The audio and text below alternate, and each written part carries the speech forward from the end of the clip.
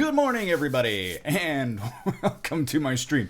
I'm Paul Pape of Pape Designs, and today I'm going to bring you another sponsored stream by Polyform, maker of Super Sculpey. And what we're going to be working on today is armatures. So the biggest thing about sculpting is that sometimes you need to support the material that you have. Clay itself, in and of itself, is not a very solid medium until you bake it. So one of the things that we're going to work on today is adding a little bit of skeleton into our polymer clays so that we can build more vertical structures and things that can be a little bit thinner and hold their form while we bake them. One of the things that I want to work on and kind of explain to you guys is what an armature is and why it is useful. A big part of it is just so that you have structure inside your human. What we have here is we have a roughly drawn human shape. Okay, we can tell that it's a human because it looks human-ish. And you can see here I've got lines drawn that show a basic skeletal structure, and we've got these points that I've drawn as circles, and those circles show where the human skeleton would bend. Okay, that would be the joints of the figure.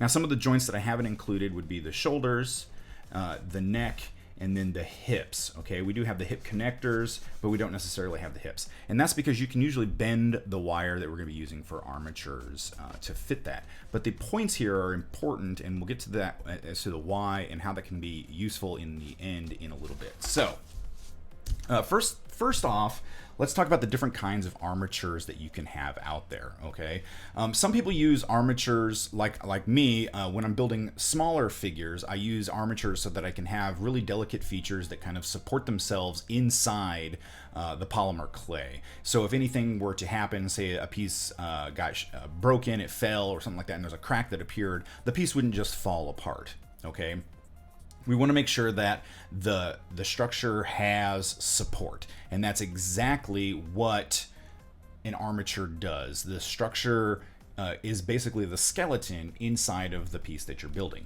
Now, there are a few different ways to do it and a few different materials that we can use to make an armature happen. The biggest one that people use when creating larger scale pieces or pieces that have a really dynamic pose where maybe not where the figure or the creature or whatever is not necessarily planted firmly on the ground, they'll use something called a support, like a support post that they've put inside of a chunk of wood. Okay, in this instance I've got some MDF that I've drilled, and I'm using a thick rod, and you don't want, not a rod, this is actually a pipe. And the reason that you want to use a pipe is because a pipe will actually have more strength vertically here than a solid rod would. A rod would be a solid piece of brass. In this instance, this is brass. And the reason that I use brass is because I like to be able to solder my armature pieces together, and you can't necessarily do that with other types of materials. This makes it really easy. These metals are available at most of your hobby stores or at your hardware stores. So what you do is basically just drill a hole inside your MDF here, or your chunk of wood, and you want it to be a fairly large chunk of wood because it's got to be able to support the weight of the piece as it's getting heavy. You don't want it to tip over, so you want a larger piece of wood or base that it can have on there. The other thing that you can do is you can actually screw this down. I know some people, some artists that actually work with a Lazy Susan, and they'll actually mount the chunk of wood to the Lazy Susan itself so that they can constantly move the piece around and look at it from all different angles. And that's really useful when using an armature. Now, when you're building on something like this, you have a central post, and this post can be part of the sculpture, or it can just be there to hold the armature that floats further out into space. And what they'll typically do with that is they'll take other pieces of brass or wire, and they'll create basically a holder out here, and then create the armature that we had drawn on this piece of wood here. They'll create this armature, pose it the way that they want, and then mount it so that it is secure and floating, so that they can still look around the entire armature while it sits there and floats in midair in the pose that they want it to be. That way they don't have to worry about trying to hold the piece and essentially like ruining their detail or anything like that, and it can allow it to have that super dynamic look to it. This is rarely something that I actually use because most of my pieces are meant to be standalones. If I'm going to do something that's got a really dynamic pose like this, what I typically do is I start with the base itself, the part that they're going to be like standing on or floating above or whatever, and then I create this support system into it and then mount my armatures into that. But you can work either direction. It doesn't, there's no right or wrong here. Okay, some of the materials that we work with, I've already talked about brass. Brass is probably my number one, again, because I like to be able to solder the pieces together so that they have a really nice, solid, rigid skeleton in the middle, because you want your armature to be firm. Otherwise, it's going to defeat its own purpose, which is to keep the clay from moving all over the place. This is another type of material that I've used, and it is actually aluminum wire, and it's called, believe it or not, armature wire. This can be used for a lot of different resources. Some people like to use it for air-baked clays. Some people like to use it for polymer clays. Other people will actually insert it into a foam, like a hot foam or something like that, for stop-motion animation. So this is another one. It's really, really soft and pliable, but what's really nice about it is that it is soft and pliable. It will hold its shape, but it's constantly movable. So if you're using a clay like the clays that you can use on here is like that bake and bend clay from Polyform, the bake and bend from Sculpey. You can actually bake this into it, and then you can actually adjust it once it's cured. We've got the bake and bend clay that we used on the figure we created last time, where we have the hair that kind of bends on the pieces like this. So what you want to do is insert the wire into it. Okay, Gorga has a question. Go ahead and shoot whenever you get it written there, buddy. One of the nice things about this is you can actually double its strength by folding the armature wire over and twisting it. Okay, and as you can see, you can twist this one manually, and then what you're doing is that braid in there, that twist in there, is actually going to give you more strength. And if I push on this, you can see it's there, but if I push on just a regular length of it, it's really soft. Okay, so you can use this armature wire and kind of bend and twist your armature, and the tighter you get that bend, the thinner the wire gets, but you still got all of that strength that's in there. All right, and you can buy this, again, this is armature wire. It is available at, again, most hobby stores and other places. Gorga's question is, the temperature change of metal in the clay, can that cause problems in the thickness of the clay when cooking it? Not really, because you're not really getting to a point where the temperature of the metal is going to expand or contract based compared to the baking temp of the clay itself. And so it's not going to become a huge issue. It's going to get warm, yes, but what it's going to do is it's going to cure the clay around it to a little bit higher temperature, what we call an overbake. I can actually show you an example of overbaking. If we look back at the figure that we made last time, you can see this is Super Sculpey. This is the main clay that we work in. This is Super Sculpey Firm, and we've got some of the bake and bend over there, as well as some of the other clays, the ultralight right here. But if you look at this color, it's still got that fleshy kind of color. Now, my youngest son, he's really into sculpting now too, but his problem is he creates these really, really thin armed pieces that won't necessarily hold up to the rigors of being held by a 6-year-old. And so, as you can see right there, it just kind of breaks off. But what you can do, and that actually didn't break, it was just, that was his connection. He just kind of set it in there.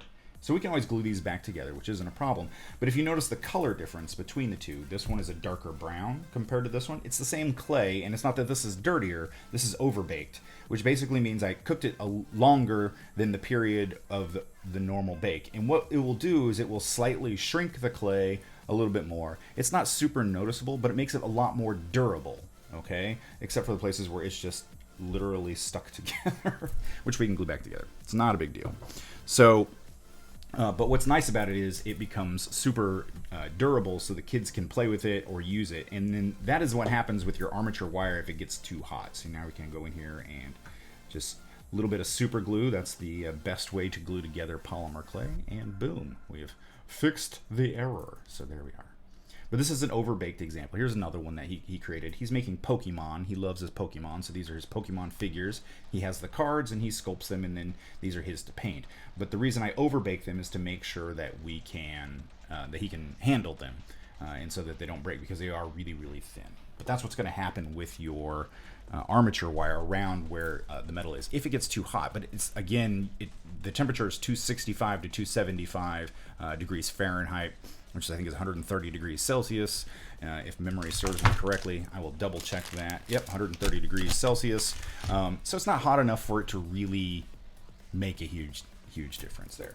Back to the armature wire. The reason I don't necessarily use this wire myself is this, and I'll show you here. If we rub our fingers on aluminum, raw aluminum, this is what's going to happen. Do you see the black that's on your hands?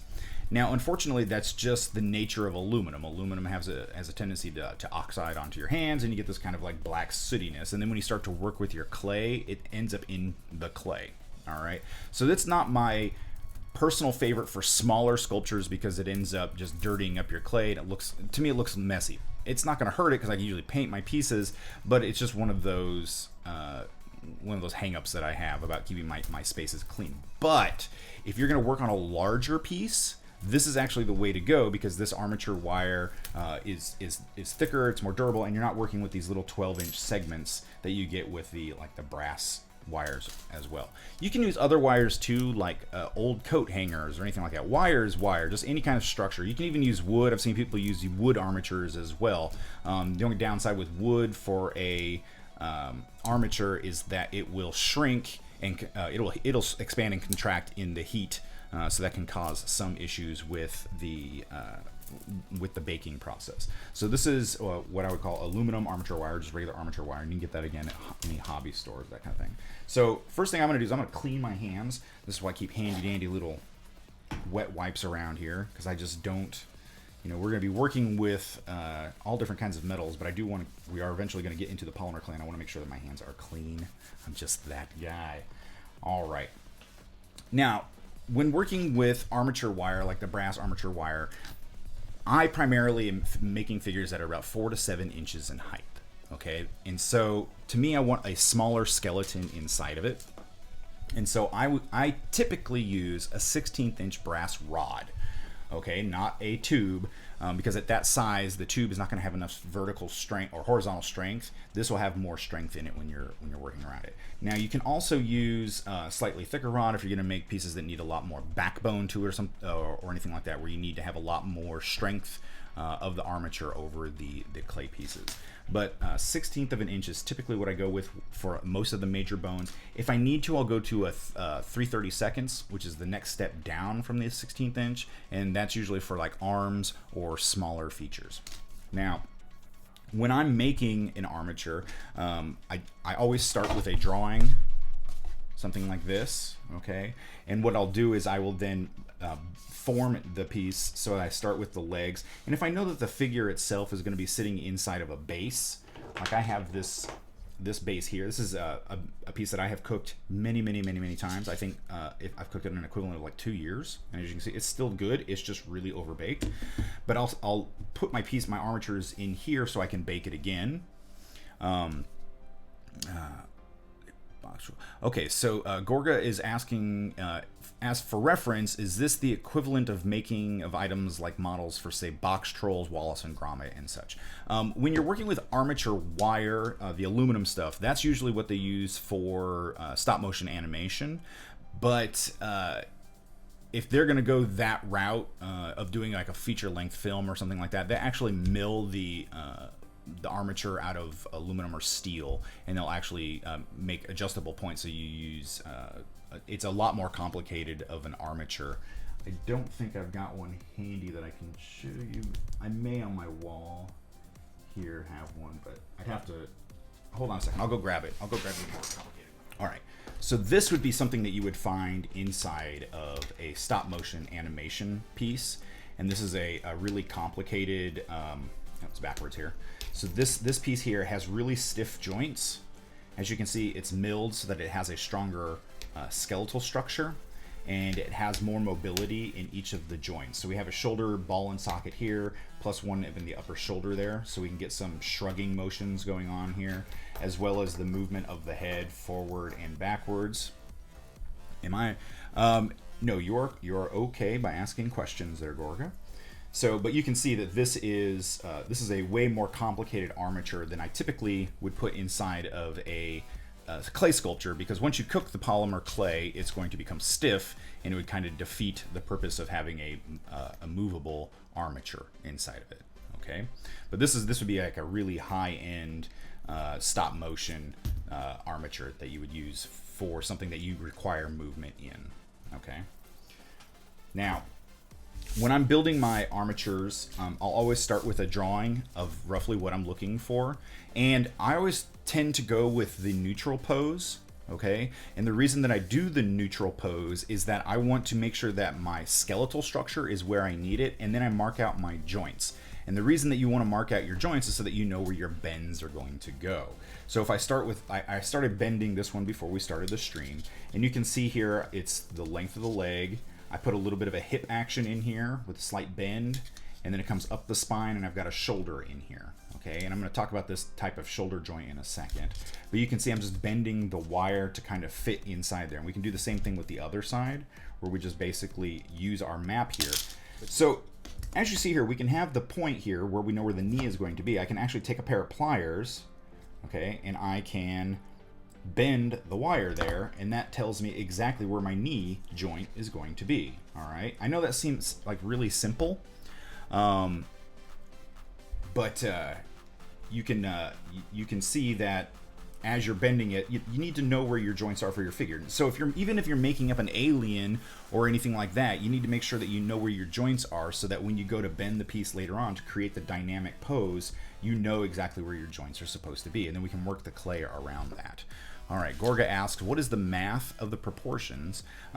It really depends on what you're drawing. For humans, it's usually 8.5 heads. So you take the height of the head and you draw out 8.5 tick marks, and then that gives you your breakdown. There's lots of tutorials and stuff online that kind of tell you how to do breakdowns of animals and people. So it's just a matter of getting those and then practice. But all that information is out there.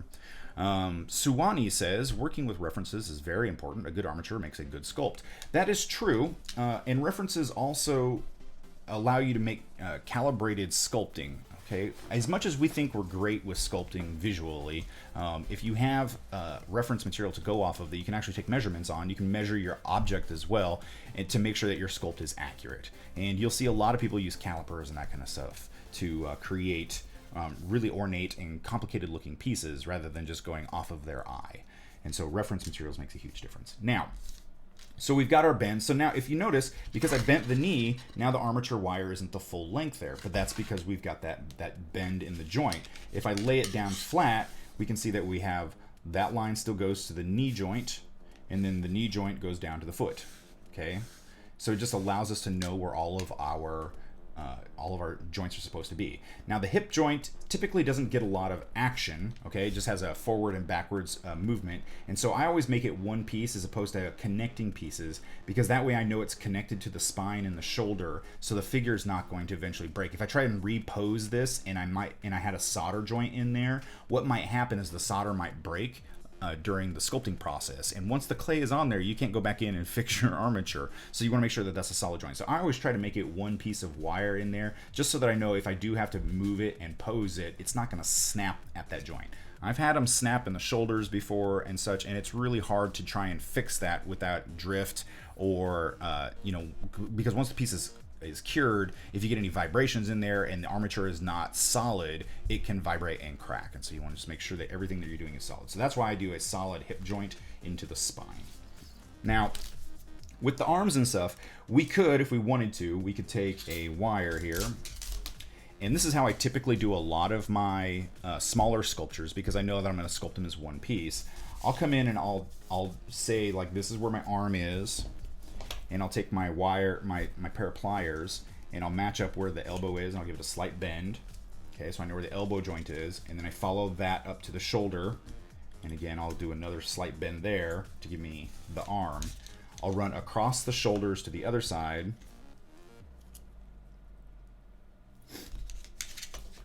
and then down the elbow to the wrist, and then I'll cut the wire at the other wrist. Okay, and actually I'm not going to show you that. Well, yeah, I might as well. Okay, so then we've got that shoulder bit there, so we can go ahead and cut that. And so that's going to give us our shoulder across the span there. Okay, that's also going to connect into the spine. So what we can do is we can wrap wire around this, connect these, and solder those 2 points together to create ourselves a really, really strong armature, so that we know that these pieces aren't going to come apart in the connection here. Now, then I can go ahead and, once it's soldered together, move my arms. I can move this arm up, and I know where my joints are supposed to be, so I can bend the arm in and all of that while I'm sculpting it. Okay. Once I've got some clay on it, what I typically tend to do is I will grab it near the joint, either on the part that doesn't have clay. If it's got a lot of clay buildup on it, I can usually grab it right around it, and then I can adjust the part that way, so that we're not trying, because we don't want to bend in the middle here, because that's not what your body's gonna, that's not what your bones are gonna do. Same thing with your arm. It's why I put those bends in there, because this part of your arm is not gonna bend. That's where your bone is, and so if this started to bend like that, you've got a broken bone. Okay, so this is typically the way that I will do an armature for a figure like this that I'm posing. I'll give it solid arm structures here. Now, another way to do that is what I've done here, and this is using square tube. Okay, you can buy a round tube, you can buy a round rod, but this square tube actually serves a very unique purpose. And what that is that if we create the spine and then we solder into here, and the part of the spine only comes in about 1/8 of an inch into here, and then I soldered it on so it's nice and tight, it's not going to go anywhere, and we have a tube on the opposite ends. What that's going to allow me to do is, that's the shoulder. Okay, and actually I have it so that it's on this side over here. Now what I can do is take another square tube, okay, and create the arm joint that I have here, and then these two pieces sleeve into each other.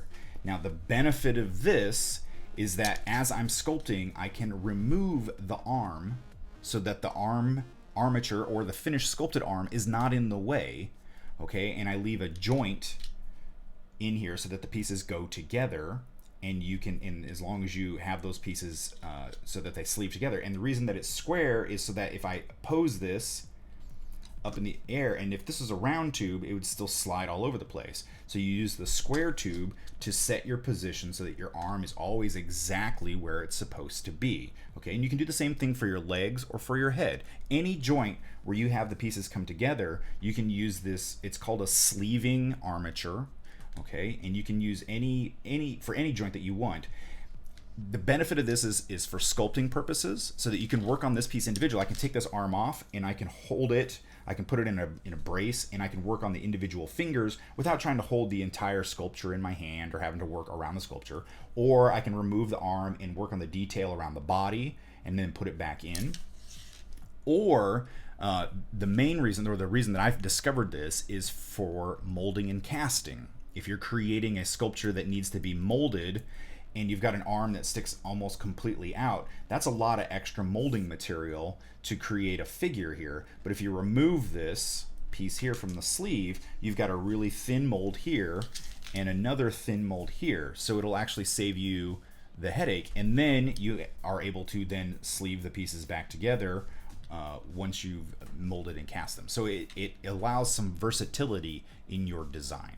Okay, so I use this technique primarily when I'm making action figures, because I want to have a really dynamic pose to them, or I want the ability to be able to move the arms and such. And then during the molding and casting phase, I'll actually switch out this square tube for if I'm making movable action figures, I'll switch it out for a joint that's more of a ball and socket, which is something that you'll see here, which is a ball and socket joint, so that I could have the ability to rotate this around. But I want the ability to take the arm off and know that it's going to fit and move inside that socket. I don't want to cook it all as one piece. All right, so let's get on to actually sculpting something. Gorga asks, do you drill or cap the hole for adding the part to be molded? Drill or cap the hole? No. That's a completely different stream, but it depends on what the finish is going to be. If I'm going to put a ball and socket into there, I'll actually put a ball and socket into it and then mold it around that. But if not, it really depends. If I'm going to mold it as a solid object where I don't need to worry about that, then no. But that's a molding and casting stream, and we'll get to that one soon enough. Okay, so now we have the basics of the arm here. And we're actually going to start with this one. So I'm going to sculpt this one here, and we're going to use this one removable side because I want to do something with hands in a little bit as well. So the other thing that we're going to do is we need a head. Okay, so I'm going to take the arm that we had originally made here, and I'm going to straighten this back out just a little bit. The pliers that I use are actually, they're needle nose because I work in smaller stuff, but they've got a flat untoothed area as well as a toothed area. And I use the flat untoothed area to kind of flatten back out my wire if I have a bend that's not in the exact right place. Okay. You don't want to use the toothed area because that's going to score your metal, and when you score the metal, the brass or whatnot, you actually weaken it. And you don't want to do that because then when you're bending it, you may snap it. And then if you snap your armature, once you've already got clay on it, you don't have an armature anymore. It defeats the purpose. So since I already have one shoulder, the spine, and one leg, I'm going to need the other leg, the other arm, and a head. Okay. Now what I'm going to do is I'm going to make the head. I think that's going to be one of the most crucial parts here. So I need to put a loop in there. And the reason that I do a loop is because I want to be able to have something to grab hold of with my pliers before I apply the clay that I can turn and rotate to get the head, so I know where the flat surface, the flat plane of the face is, so that I can see where it's supposed to be. Okay, some people just do a single ball like this, and then they sculpt around it. It depends on what is going to go on top of there as far as the figure goes. But when I'm sculpting figures that I know are going to be solid, like my cake toppers or figures of statuary, I always do a slight loop in there. So we're going to start with a little bit of extra here around the spine so that we have something to grab onto. And then we're going to use a household object. I'm going to use a pen in this instance. And we're actually going to wrap the wire around it to create a full circle. Okay, we want a full loop on here. Now you can use anything that you got laying around. I used paint brushes. I used whatever I've got, anything that's round that kind of gives me a loop of some sort. And then what I'm going to do is, if you look here at the spine, obviously that head's going to be off to the side. That's not going to work for us, right? So what I do is I take my pliers and I will go where the two pieces cross right here. I'm going to grab it and I'm going to bend it down at a 45 and down at a 45 to give me the loop that I'm looking for. Okay, and I'm going to kind of flatten that out so that I know I've got a decent thickness on the neck. The neck is the part that you want to make sure that you've got a little bit extra weight and support on here so that when you do bend and twist it, it won't snap, because you definitely don't want this part to snap, because there's nothing worse than trying to figure out how to re-armature the head once the body and such is already on there. So we've got that loop. That loop is a little large, and that's okay. We'll deal with that in a little bit. We know that it's going to be too big for the head that we're going to sculpt here. That is okay. So now we know approximately where it's going to go. We want the Y, where it starts to come up and branch. We want that Y to be in the middle of the head. We don't want it too low because we don't want that to be at the chin area. We want it to be kind of basically about where the nose is going to be, is where you want that loop to start, so that you got room to work on the top and bottom. So once we know where that's at, we can bend out the shoulder.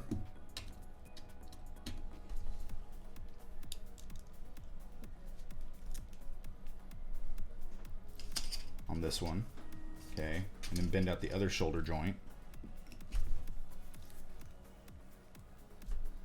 Why in the center? Because when you're sculpting the head on there, you don't want the armature wire to come down. Okay, you don't want it to be exposed. Otherwise, your face is going to be way too low. So you want it to sit dead center in your head so that you've got enough room to work around it. It says it's too hot here. The clay is too soft. Yeah, we're all going through a little bit of a heat wave, especially my friends out there in Europe, in England especially. And one of the ways to combat that is to actually store your clay in the fridge until you're ready to use it.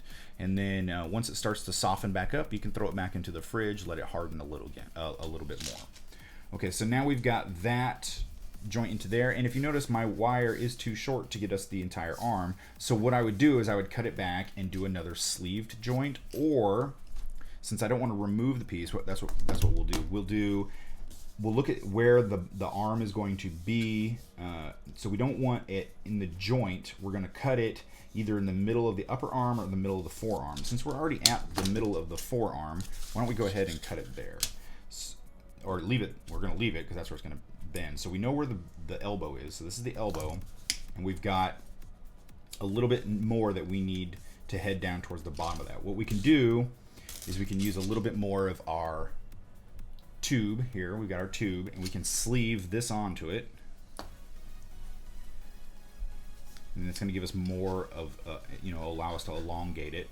Now you don't have to use this as an entire piece. If you wanted to, if you did this in the forearm, you could actually cut just a little tiny piece of it, and then cut it, and then add another piece of the thinner wire in there if you wanted to. Or you can just use the tube itself. And so the way that I cut this is I actually use a jeweler saw or a hacksaw. Okay, so we're gonna mark it. Let's grab ourselves something to mark with. I use a Sharpie, and we're gonna mark it at the wrist. Actually, we're gonna mark it at the wrist there.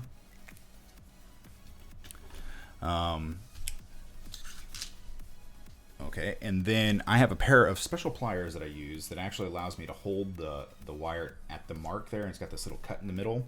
But if you've got a vise or if you've got anything else like that, you can use it to cut it as well. But this one has that handy dandy little guide in the middle of it, which allows me to cut the wire there.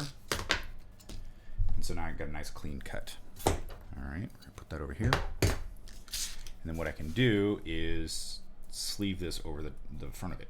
Now there's a couple different ways that you can attach this. I prefer the solder method because soldering is a more permanent one, but if you don't feel comfortable working with solder or fire in that instance, you can always use super glue.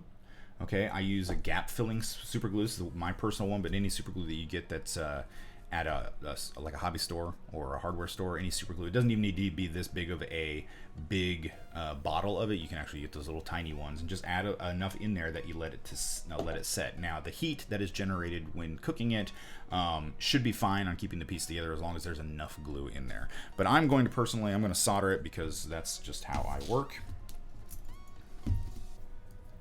Okay, so we're gonna do safety first, guys. Always got to put on our safety glasses when we're working with the fire. Okay, so we got our cool safety shades here because you always want to be able to see. So these are called helping hands. Okay, and as you can see, they are loved and very used, and that is because they are loved and very used. I also use this handy little thing. This is a brulee torch. I got it at the cooking store. And what it's for is actually cooking your food, but it creates a hot enough tiny flame that I can do quick solder jobs like this. It's my thirst hand, that's right. So I use a silver solder here that is lead free. Okay, I always work lead free because there's no point in working with lead as it is poisonous and such. So what you want to do is if you look at the torch, you'll see that there is a cone of blue inside the mate, and then there's like the hot part of the flame comes way out to here. Okay. Where the tip of that cone is, right there, I'm about 4 inches away from the blade, guys, in case you're wondering. Where that tip of that cone is the hottest part of the flame, and that's where you want to touch the joint when you're soldering. Okay, so you want to heat the joint and then apply the solder, okay? You don't want to put the solder on there and then attach it. There we go. And if you notice, that solder will suck into that joint. It sucks into it. If you just heat the solder onto it, what you're going to do is you're basically just going to glue the solder to the outside of it, but it's not a permanent attachment. You need to heat the material hot enough so that the material absorbs and bonds to the metal. Okay, and you'll know that that's happening. You can definitely tell the difference between the bead sitting on top of the bead of the solder sitting on top of the wire versus actually moving into it. Okay, now remember, when you heat things up, they get hot. So, yeah, my hand covered. Well, yes, that's because I'm a lefty and the camera's on the left side. So, yes, occasionally my left hand will cover the action a bit. But we'll be doing more soldering in a bit, and I'll show you all that fun stuff. You don't need to use a gas-powered one. You can actually use an electric as well. I've got both. It just depends on the detail that I'm working with. Okay, so again, you want to remember that when you heat things up, they get hot. Don't touch that. You don't want to touch it yet. We'll touch it in a little bit once it cools. All right. So another thing that I want to talk to you about, and this is a technique that we're actually going to work on in a little bit. I'm going to do a hands-on demo of this. Is I have a really great technique for working with small sculpted hands. They're one of the hardest things to get really accurate to look good. I have a way using an armature wire that's pretty foolproof and really easy to work with, and I'm going to show that to you in a little bit. But in order to do that technique, you need to have a tube for the forearm. Okay, you have to be able to, we're going to put some wire inside that. As you can see, it's already cooled off enough that I can touch it. Okay, but we remember, safety first. You want to make sure that you don't hurt yourself there. Okay, so now I'm going to remove this arm, the removable arm, and we've now got 2 shoulders and 2 arms once I put the other one in there, but I need to join these together. Okay, I also need another leg, but we're gonna add that one in a little bit here, because we're gonna do a different technique for that one. I use this wire here. I get this at the hobby store. It's a 28 gauge brass wire. Okay, that I get it in the jewelry section. Okay, you just gotta be careful not to unspool too much of it. But the reason that I use this is because, again, I'm going to solder it. And so this is a technique that I use to keep it from unwinding. This comes with this nice little notch in here, so I spool off enough that I need, that I can then put it back on the notch, and I run it the entire length of the spool, and I'll cut it in the middle and push it down so that it locks itself in place. That way we don't unspool the entire wire, because you don't want to do that. That creates a heck of a mess. All right, so now I've got this really thin wire, and what we're going to do is we're going to do some lashing. Okay. Now, the important part of knowing how to attach these pieces together is you need to know where each part of the skeleton needs to sit. Now, we could do it so that they're side by side. Okay. A lot of times, if I'm doing, say, if I have this cross section of the arm like this, and I've got a spine section like this, what I typically end up doing, if I don't have this extra arm running, I just have the spine that comes straight down, is I always put the shoulders behind, because then when it comes to sculpting, your head's going to sit slightly forward of your shoulders, because obviously your arms sit back here. Okay, because if your shoulder was out here, you're going to have like a really broad chest, and so I always sculpt the armature of the cross section of the shoulder behind the neck. This one here, we're going to do actually a side by side, because we've got the other shoulder joint here. Okay, so we want to make sure that they go together. So what I'm going to do is I'm going to start with the wire here. I'm just going to grab a small bit of it and stick it in between my thumb while holding the armature wire where I want it. We're going to do a simple wrap until we get up to the shoulder area. Don't worry, we'll straighten her back out in just a second. Okay, you want to do enough of a wrap that it can hold, and then what we're going to do is we're going to do a lash. So we're going to go diagonally across that way. Okay, again, I'm going to bring it up here, so you can see. We're going to do a diagonal lash one direction, then we're going to go behind the neck, and then we're going to do a diagonal lash the other direction. And then in front of the neck, and then down a diagonal across the opposite direction. And what this is going to do is it's going to do a cross pattern. Okay, it's going to cross the lines there, and that's going to give it it's going to give it some strength to hold it where you need it to be. And then I'm going to run it back down the neck just a little bit. And then I'm just going to trim off that extra bit of wire. Okay, now if you notice, whenever you're starting your wrapping of your armature wire, you want it in a place that's going to be hidden, okay? Because that tiny little bit that's poking out right there, believe it or not, as much as you'd like to think that, oh, that's gone now forever because it's wrapped around the wire, inevitably it'll find its way to poke out through the clay in the long run. So I always put it in a place that I know is going to get some thickness, so I don't ever have to worry about that happening. Now that we've got that lash together, we can go ahead and solder these joints. Okay, so we're going to grab our helping hands again. We're going to lock our figure in place. Okay, make sure that our armature is where we want it. Okay, shoulders are even, flat. Want to make sure that they're flat this way, that they're not folding. We want them to be as flat as possible. Okay, and then what we're going to do is we're going to add again heat. So remember your eyeballs. And then we've got our solder and our torch. And again, heat the joint, apply the solder. Heat the joint, apply the solder.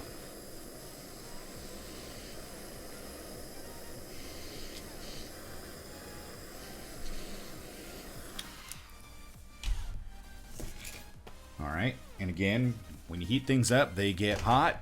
Don't touch it. All right, we're just gonna let that sit. The other reason you don't want to touch is you don't want to mess up your joint there. Okay. The other thing that you need to know is if you are soldering something that's already been soldered next to something that's already been soldered, you need to put a break in here so that the heat dissipates. Otherwise, you're gonna overheat this joint and it's gonna pop off as well. So what I typically do is I take the alligator clip, the helping hand part of it, and I'll put it above the joint that's already been soldered. Or you can get a paste out there that'll help to dissipate the heat so that it doesn't happen either. And so that way you're basically breaking up the heat dissipation, and so it won't overheat that joint and have that fall apart, which we don't want to happen. All right, so now we've got our head and our body put together. So we're gonna set that off to a side for a second, let that kind of cool down. We need to do the other arm and leg. Now, I collect all my bits and pieces of wire, okay, because you never know what you're gonna need as far as like big pieces and little pieces go. And as you can see, as I'm building this armature here, I'm missing a leg. Okay, so we're gonna need some armature wire for the leg. And rather than ruining an entire stick of, 12-inch stick of the brass, I can use these smaller pieces to help me build up the extra leg and such. So that's what we're gonna do. Always save your remnants if you work small. If you work with really large pieces, there's no point in saving all your tiny bits. Just toss them. So you'll know that once you start working with your own stuff there. So we have most of our skeleton built there. So we're going to add the next leg. Since I want them to be the same thickness of bones here, we're going to go with the 16th inch here. So there's my hip joint. And then we're going to, now what I typically do is, and I've been doing this for years so that I know, this is my special pair of pliers. What I'm going to do is,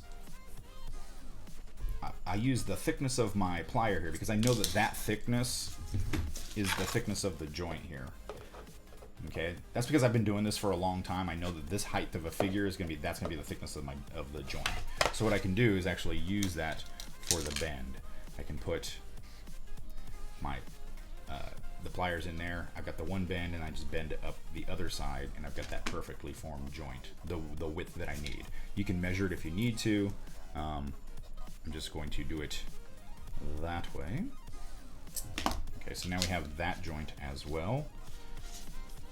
So we can go ahead and actually connect these pieces together as well using the same wiring technique. I'm going to get a fresh length of wire so that I have something to work with. And pull it across the tube there. Push back down so I don't unspool the wire because that would be bad. And we're going to turn this guy over and we're going to start up again in the middle. Most cases, measure twice, wire once. That is absolutely true. It says Famicom. So I can stick my other leg there and we can start to wrap these together. And we're going to do the same crisscross motion, okay? So I'm going to come across, down, and we're just basically creating a cross hatch. And don't worry about the piece moving. We'll position it before we solder it. But you want to make sure that you got a tight crisscross pattern in there to lock it down. And then we're going to bring our wire back up.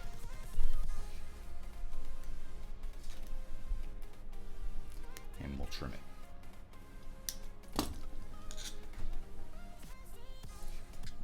So we want to make sure that everything is where it needs to be, and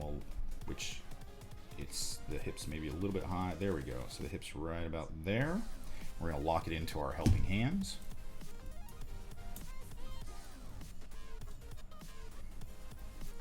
And we'll look at it, make sure that we're in a good spot there.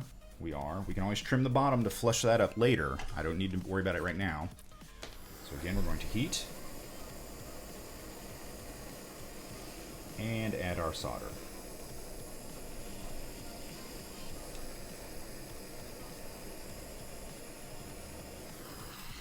We're going to let that sit for a minute.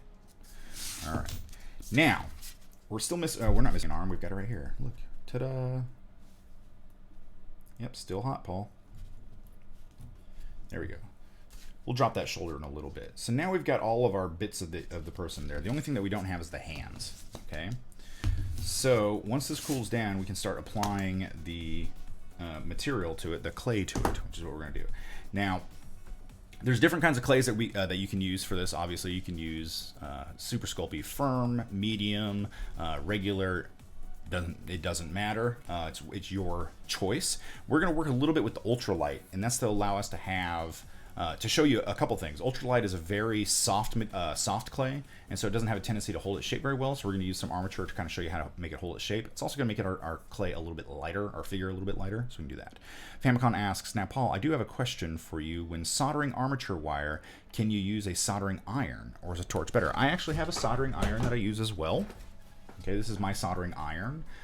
It's connected to power. I can heat it up. I can actually heat the joint, and it's the same principle. You want to heat the joint until it gets hot enough that then you can apply the solder to it. Okay, a lot of people lose patience, and they basically they take the solder. They'll take the solder wire, and they'll have it on the joint like this, and it's not getting hot enough. They'll keep touching the wire. It's not getting hot enough. So then they'll take the solder and they'll touch the tip of the soldering iron, and then make it flow, and then they'll just kind of paint it onto that. That's not doing anything. It's basically just coating it in the metal, but it will come back off later on. It's not actually a joint. You've got to heat it until it's hot enough that when you touch the solder to the joint without the torch there or the iron there, it will actually liquefy inside of it. Okay, that's the key.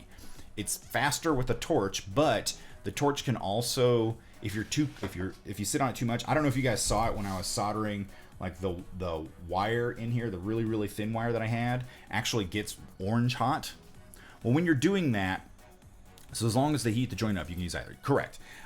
If you see the orange hot, like the super hot, if it's turning like bright orange, what you're doing is you're actually softening the metal. Okay, so then your stiff armature that you're building is not going to be stiff anymore, because you're basically rearranging the molecules in there. So it's going to soften the metal. So from that point forward, it's going to be weak, and so you're kind of defeating the purpose of your armature.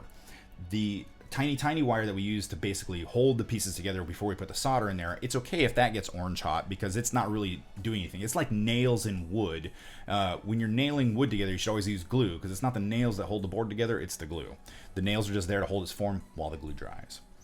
Air dry or dip in water. Air dry, you never want to dip in water, because you're going to get something called thermal shock, which is actually going to break the molecules of the solder. It's going to cause it to crystallize, and it's going to basically shatter, and so then the solder becomes weak. You want it to dry naturally.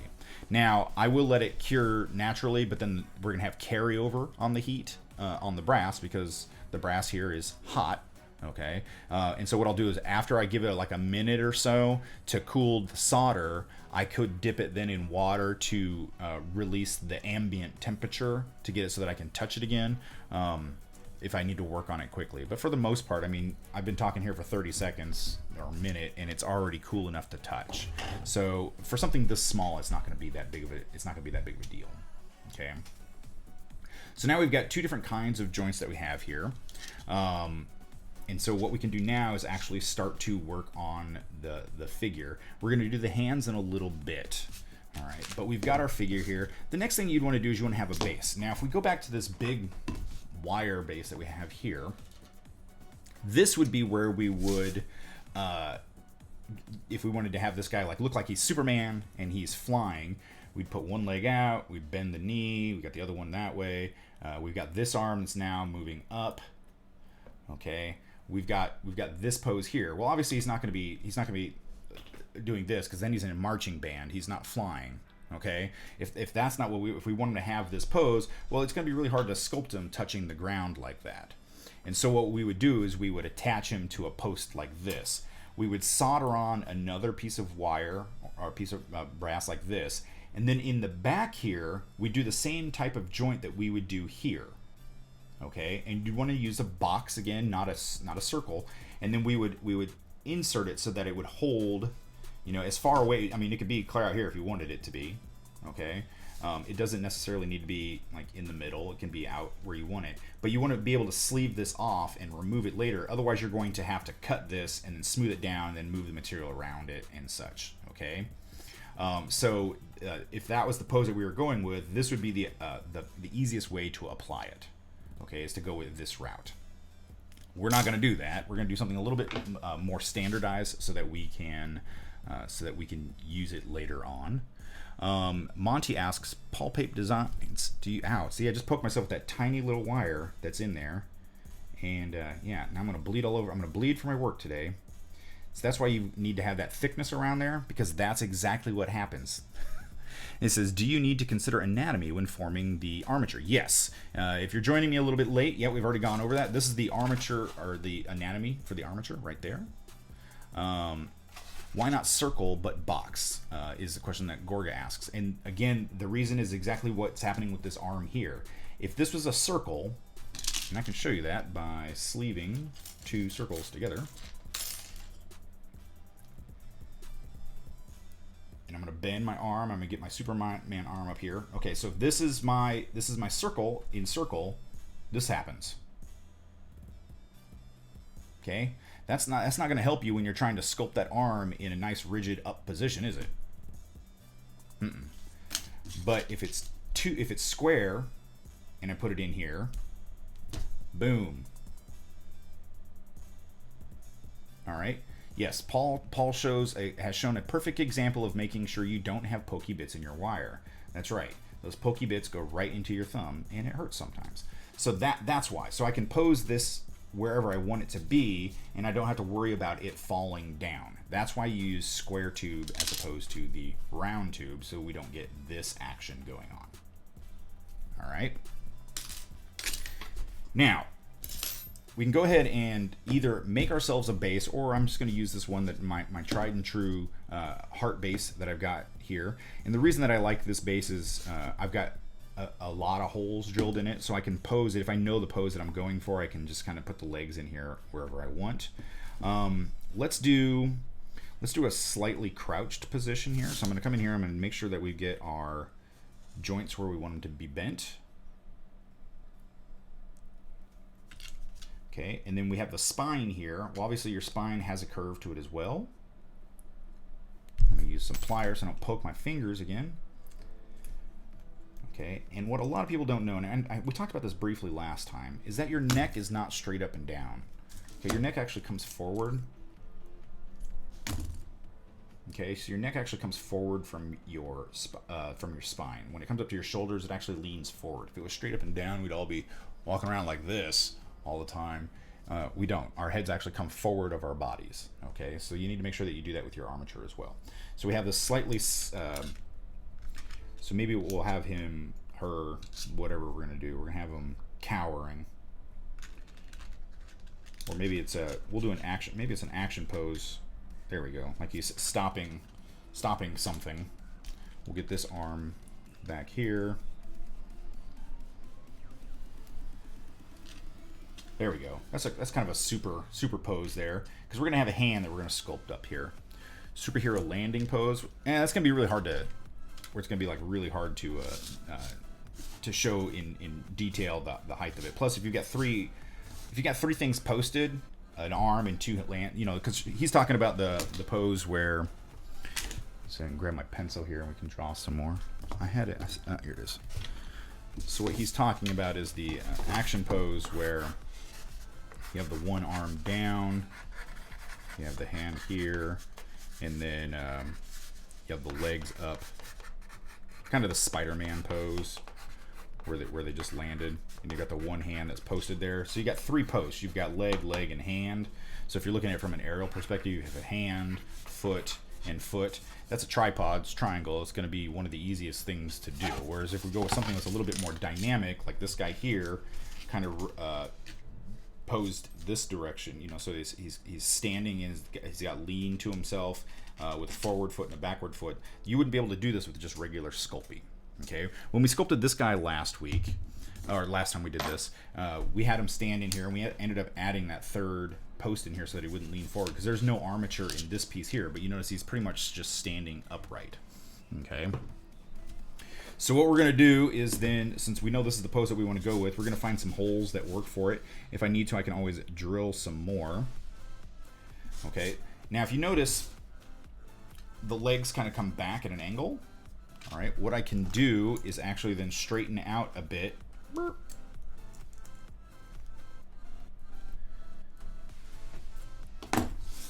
landing is terrible for the knees. That is true. So now we got those little bit of bends in there so that we can still get that same pose. There we go. A fairly dynamic pose. We have the other arm here. That would be back here.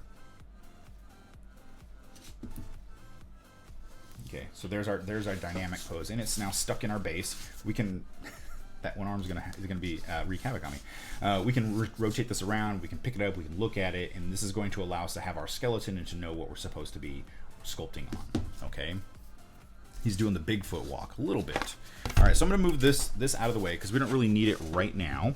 We'll get back to it in a little bit. Now, I'm going to start sculpting it the same way that I sculpted my last pieces. I'm going to start with the feet up, okay? Some people will work in sections. They'll start with the chest. They'll start with the legs. In case you're not sure 100% with the pose, since I'm pretty sure on what I want the pose to look like, I can start with the feet and work my way up. I've also been doing this for a long enough time that I won't get the feet too big. And then, because what happens is sometimes you'll start with the bottom because your anatomy needs to be, fairly uniform. Otherwise, you're gonna have giant feet and tiny torso and such. I've been doing this long enough that I know if I start with the feet, how big the feet need to be to move up this direction. Research material, your reference material, that stuff will play a huge part in it.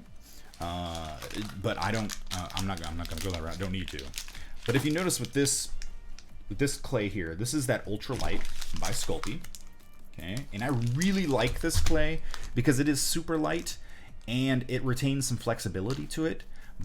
But the problem is that it is also really soft, so it won't hold. Whereas if I take the same amount of Super Sculpey and hold it out there, it's not gonna, we see the problem here. This is a much softer clay, so we're not gonna be able to get any really dynamic pose with just this alone. We'd have to work with something like an armature. So what we're gonna do is we're gonna do one leg out of each material here, just so we can show you the difference. Okay. Now, before I get much further, there's two schools of thought. This is the PC Mac debate on armatures. Okay, and we each have our own opinions and reasons for each one, but I'm going to show you both just so that you can make your own informed decision once you get to that point. I'm going to throw away those little bits of wire so I don't poke myself in the finger again.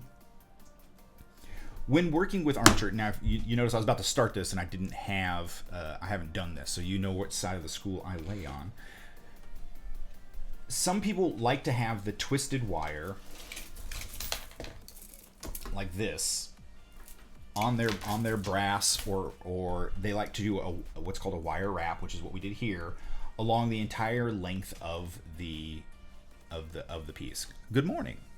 They like to have the wire wrap along the entire length of any piece that they're sculpting, and that is to give it better grip with the clay. All right, so because if I put clay on here right now, it's a smooth surface, and so it doesn't have any way to grip it. I find that for me, I prefer to have the no binder on there, because if there is a slight break if there's a crack, okay, let's say, and a matter of fact, I got an email this morning from a couple that had their cake topper. She accidentally dropped it. It shattered, and so they need me to fix it. Okay, it just broke in places. Where the arm broke, the arm just slid right off the armature. Well, I can glue that back on, put it back together. If it had this wrap all the way around it, the wire, it's going to catch in there, and there's not really a way for me to go in there and repair it at all. And so I know that it's eventually going to create its own set of issues down the line if something were to happen to it. The other reason that I don't like to use the wire wrap is because you can get air pockets trapped in there if you're not careful enough, if you're too heavy-handed with your clay. If you're too heavy-handed, you can also do it with this technique as well. So it's really a preference type of thing. But to wrap it, what you do is you would take the wire that we have, and we're going to grab a little bit more, cut some off. We'll do one leg this way and one leg the other way. You want to start in a section that's you're not going to see. So you're going to start the wrap up here. There's that little pokey wire that's going to get me. And then you're going to travel it down the leg. and you want to keep it nice and tight. Okay, you want to keep tension on it as much as possible. And then you want to, so this is going to give you one direction, but what can happen is if you get a lot of weight on there, it can actually shift down and can start to unspool. So what I always do is I'll come back up and I'll cross it so that we get wire going in two directions. So we have almost like a cross hatch of wire in there.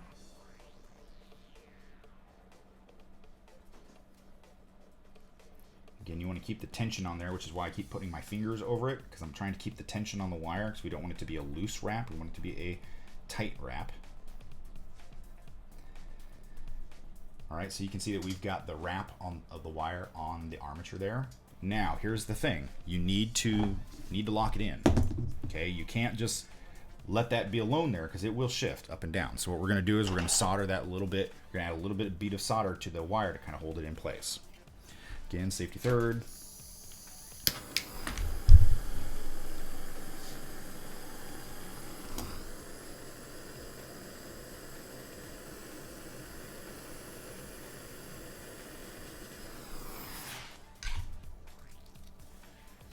There you are. When you heat things up, they get hot. So we're going to let it cool down for just a moment. And then that's going to keep that wire from moving up and down on there. So we've got it already around here, this part of the wire, so we know it's not going to go anywhere that direction. But down here at the end, we didn't have anything to keep it in place. So now what we're going to do is we have locked it in place, so now that wire can't shift up and down because we kept it nice and tight. If it wasn't very tight, if it was a loose wrap, it would still be able to move all over the place, which we don't want to do. So there's the two different schools of thought. I prefer this method, but I've been doing this for a while, and this is the method that I kind of grew up with. I like it better. Some people really like this one because it really locks the material onto it. So it's a personal preference. There is no right or wrong here. It is just, you know, whatever it is that you prefer to work with. Okay. So we'll start on that side with the softer material here. And this honestly, the wire might help the softer ultralight hang on a little bit better. That might be a thing. The other thing that we can do is we can add a little bit of super glue. Okay, and again, I like this super glue. That's just my personal preference. If we add a little bit of super glue to the wire itself, not too much, we just need a little bit on there. The nice thing about super glue and any of the Sculpey products is that as soon as it touches it, it instantly bonds to there. Okay, so it's not going to come off. When you are applying Sculpey to an armature, the one thing that you want to make sure you don't do is overwork the clay over the armature. Some people have a tendency to want to wrap it like this, but then they'll keep pushing on the clay to make sure it's really on there. And if you notice what's happening, we're actually getting gapping in there. See that gap? Because I'm pushing it in one direction to kind of get it in there, and then I'm pushing it back in another direction, and I'm creating all these air pockets in here. And no matter how much I try and like then smooth it out, I'm working against a rigid object in the middle there, and I've created now air pockets inside that. If the clay isn't touching the armature, it's not really doing anything. Okay, if your bones inside your body were not attached to your muscles, you would just have these like loose fleshy things over a rigid structure in the middle. Your arms wouldn't be able to do anything. It's the same thing with clay. If I've ended up welling out a hole inside here over my armature, then there's no point in having this inside of it. If this broke, then it would keep it from falling apart, but it's not really doing its job of giving it support because it's so loose inside the armature. Okay, so what we want to do is we want to make sure we don't overwork the clay over the armature. We want to fold it in there and get it where we need it to be, but then we're not going to keep pressing on it. Okay, we don't want to do that. We want to make sure that the clay is worked just as little bit as it needs to be to make sure that it holds. Now, if we wanted to, we could do like a simple muscular structure of the armature on here, wherein we do just the base amount to be able to create a workable substrate over the clay, so we'll work in layers if we wanted to. So I would come in here and I would, again, I'm not overworking the clay, I'm just kind of moving it around so we get the shapes that we need.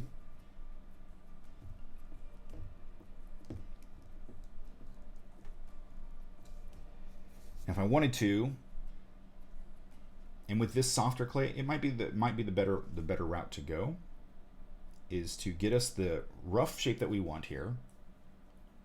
Okay, kind of shows us our leg there. If we use reference materials, which I recommend, we would know that this is going to be way too thick. So I'm going to come in here with my blade, and I'm actually going to chop off part of that. And I'm going to carve out some of the clay, because we're not making the entire leg right now. Okay, we're just doing basically like a thicker bone structure before we put on the rest of the material.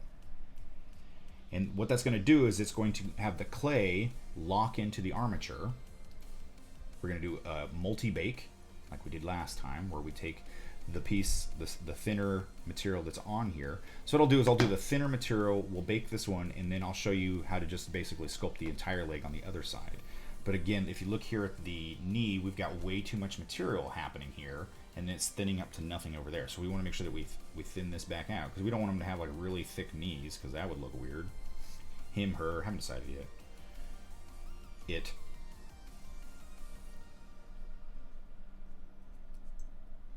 And I come up here to the hip. Now one thing I want to do is I want to make sure that we incorporate the hip around some of the spine, and that's going to allow the material, once it bakes that first time, to really lock in there. But it's also going to lock in our pose.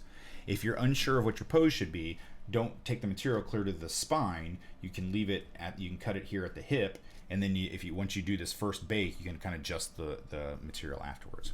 And that's actually a technique that we're going to use on the hands in just a moment. So if we can find, there we go.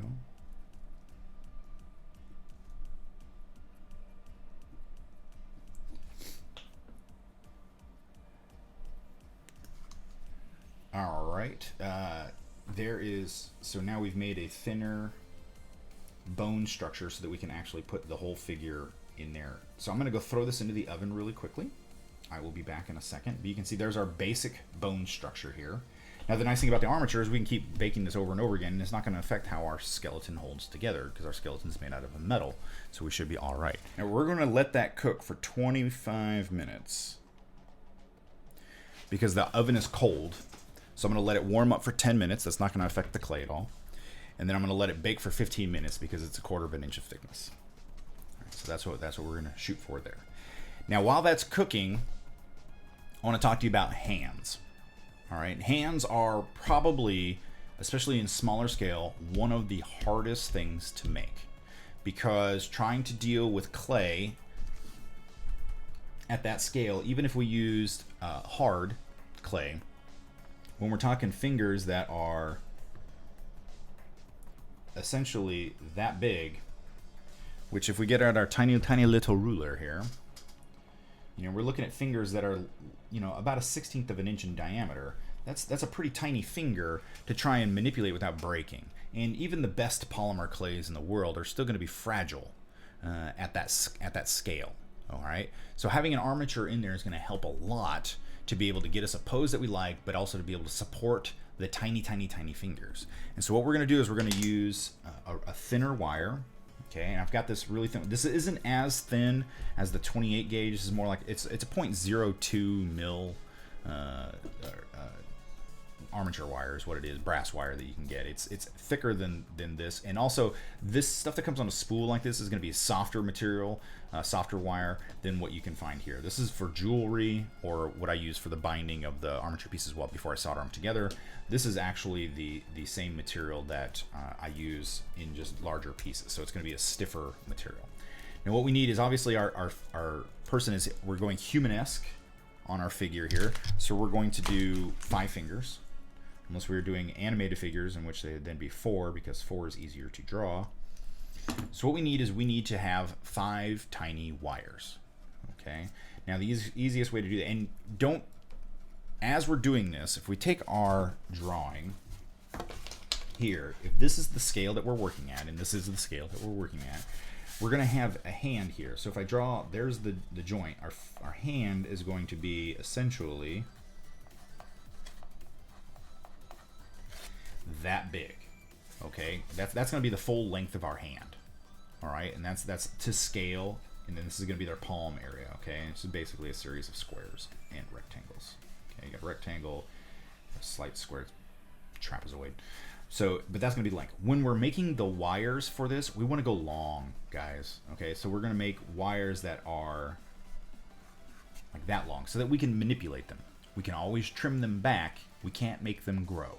All right, so it's just like cutting your own hair. Start long, work your way to short. So we're going to take our wire here and we're going to cut lengths that are about 1.5 inches long. Okay, and I've got a mat down here that's got some markings on it, so I can actually know where my 1.5 inches is. Now, do I need to cut the wire? Nope, I don't need to cut it. I can actually fold it in. I can bend it.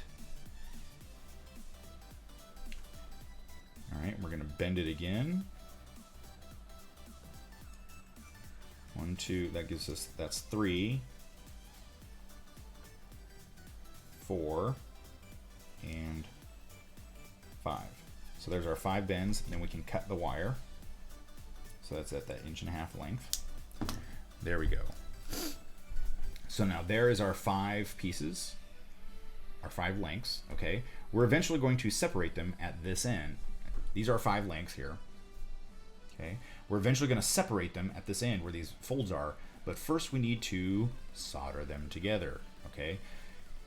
What I want to do is I actually want to kind of crush these together so that they all just occupy a tiny, teeny little space, as small a space as we can get it, like that.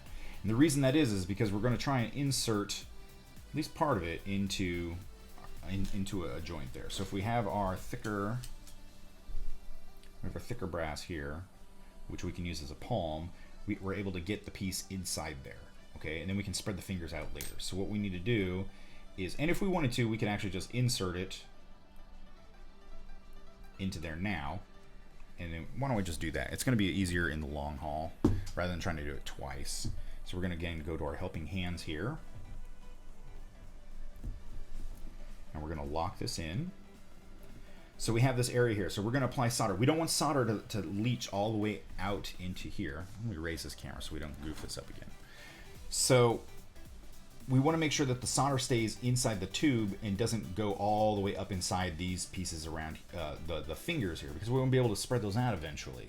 So we want to make sure that when we're applying the heat, we apply it mostly to the tube and a little bit to the wires there. Got our goggles on. We got our fire going.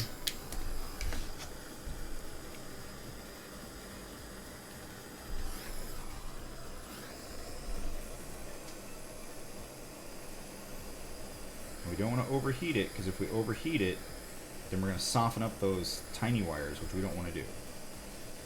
Okay, see, and you can, it just sucked that material right into there. Okay, that solder right into there. I'm not terribly concerned about this bead that's like right here, because I can sand that off later. That bead right there, I can make that a little bit smaller. I'll file it. We're going to let it cool down for just a second, because when you heat things up, they get hot. There we go. So now we have the 5 wires that are in here. We can actually go ahead. Oh, see, look. This is why we did that pull test. Look at that. Mr. Pape.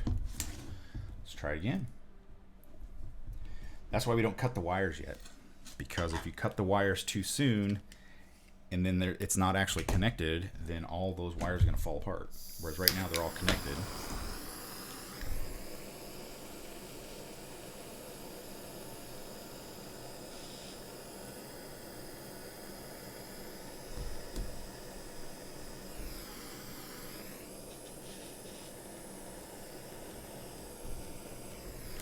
There we go. Now we're going to let it cool. That should be cooled down enough. Yep, that's good. Nope, still hot.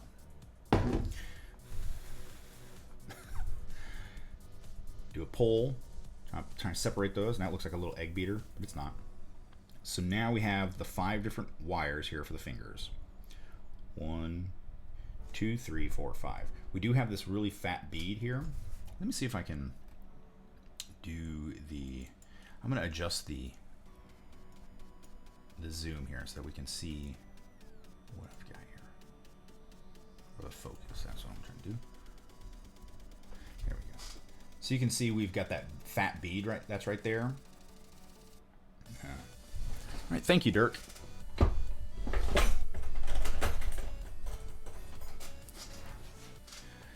Bska says, Paul, would it be a problem to quench the armature material right after heating it? Yes, because it'll actually soften the bond of the solder, so it wouldn't be good.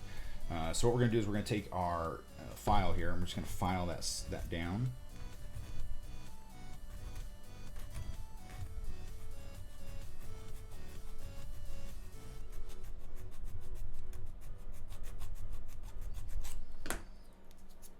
So we get that nice and flat. All right, we've got a little bit on this side that we can also do the same thing too.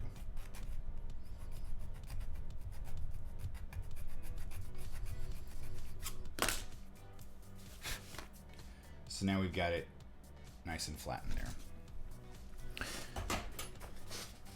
Now, once we know, I'm pulling on these, I can see that they're not going to go anywhere. All right, that's the important part. So now we can separate all 5 of our fingers here.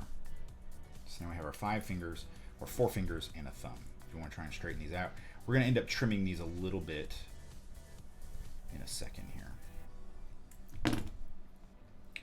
Okay, so now we've got our giant rake hand.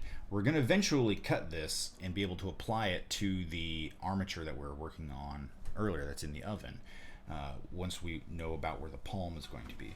So I'm going to bend this one down to kind of say that's our thumb, and then we've got our 4 fingers that are here. All right, so now we've got our four fingers and our thumb. All right. Now what I need to do is I need to trim these approximately to where we want them to be finger-wise, but we need finger and palm, okay? If we know that part of this is going to go over the arm, okay, which is okay because it's still going to be thin enough to be part of the arm skeleton there. So we're going to want to do, we're going to say this is the wrist where that solder joint is, okay, here. And then we need our fingers to be about that length. So what we're going to do is we're going to trim them all back to about there.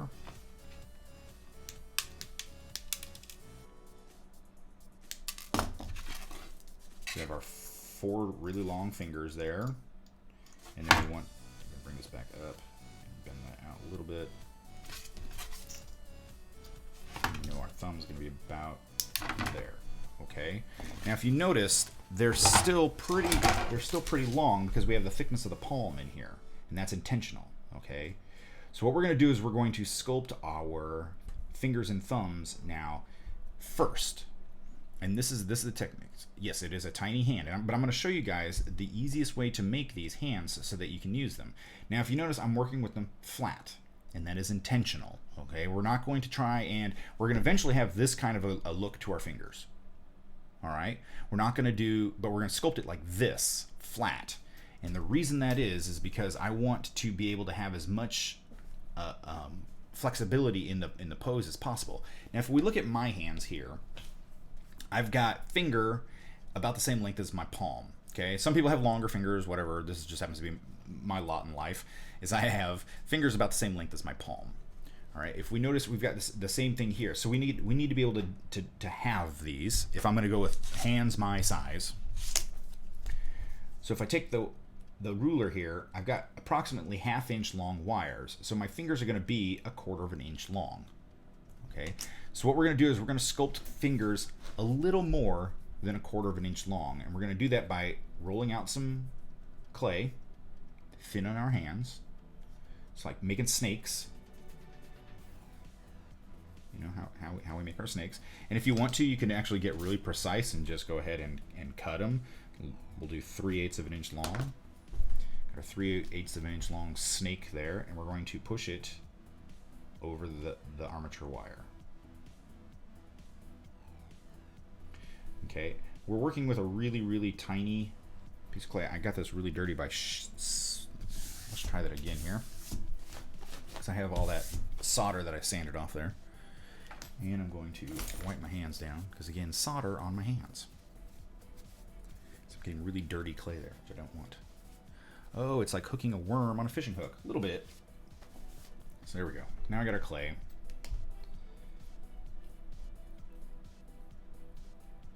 I'm gonna thread the needle basically. Yeah.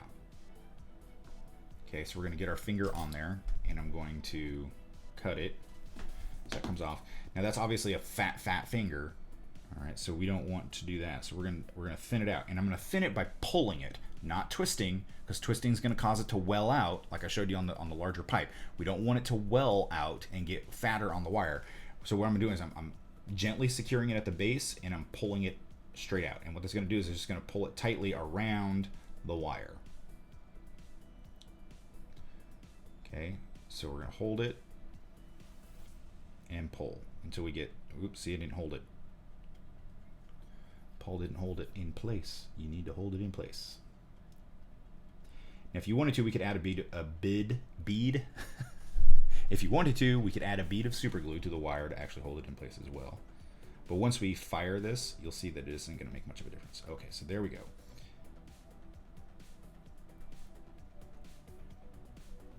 So now we've got one tiny little finger. We want to try and straighten that out as much as we can. So there's one tiny little finger. And if you notice, it's a little longer than 1/4 inch. So if there's our 1/4 inch, it's going into the palm a little bit. That's okay. We just need to know about where that's going to be. If you want to now, you can take your sculpting tools. I got this one here that I like to use, and I'm going to add a tiny little bit of a fingernail to the end. Let's see if I can zoom in on that and you guys can see it. So I added a little bit of a fingernail. It's hard to see on the flesh tone clay there, but then we're also going to add our joints. And yes, these are tiny little fingers. And then on the bottom side, we're going to add our creases. So we're going to have 3 creases. And on this side we've got, so we're making these tiny little fingers. I know it seems like, holy cow, that's crazy small. Yes, it is. But that's intentional, because we're trying to get it to be, we're trying to make it to scale here. Okay. Now I'm going to then move out to the pinky finger. Like, why, Paul? Why not the next finger in line? It's almost presidential. It's so tiny. Well, that's okay. So what I'm going to do is, again, we're going to start with, we're going to go to the pinky finger next, and the reason that is because I don't want to goof this one up. And so I'm putting the pinky finger on there.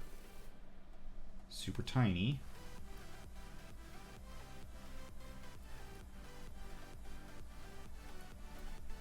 There we go. Make sure it's nice and straight. Going to do our measurement.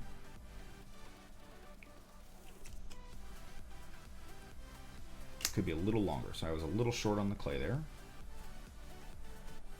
And because these are so thin, and we can actually cook them with the heat gun, as opposed to cooking them in an oven. It's not necessary to do the oven yet. Do keep in mind that once we do it, cook these in the oven, that these are going to overbake, which is okay because they're thin, and they're going to be, and when you overbake them, they're going to get slightly more rigid. So it's going to help the fingers to stay rigid and not break off. So there we go. So there's our second finger there. We're going to do the same thing. We're going to add our fingernail.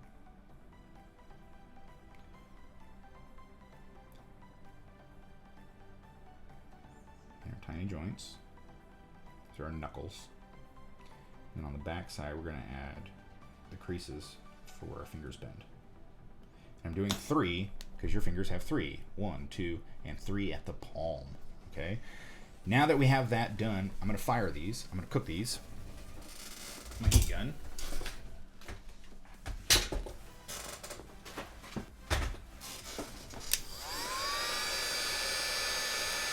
Always keep the clay moving, especially clay this thin. You don't want it to burn.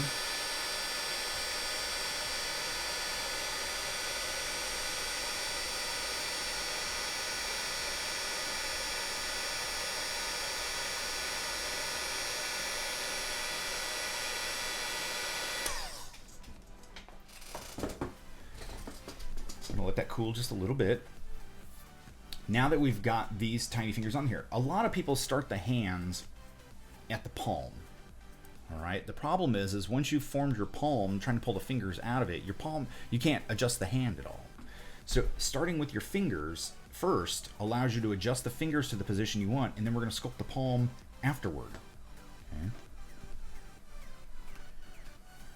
Okay, Monty asks, can you use the heat gun if you have used a dab of super glue with the finger being so thin? Yes, you can. I use super glue on my clay all the time to hold it in place. And then, yep, the heat gun is not going to affect it at all because you're not cooking it at a high enough temperature that's going to break down the bonds of the super glue. And it won't damage the fingers.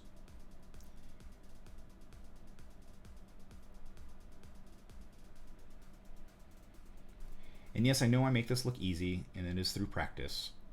You must treat your clay with a very, very soft touch, with most polymer clays. If you work with a firmer clay, it's not going to be as difficult. When you work with something like Super Sculpey, it's going to be a little bit more difficult to manipulate this thin. I've been doing this for years. This is why I actually personally like to use Super Sculpey, is because I have like honed a very soft touch for the clay.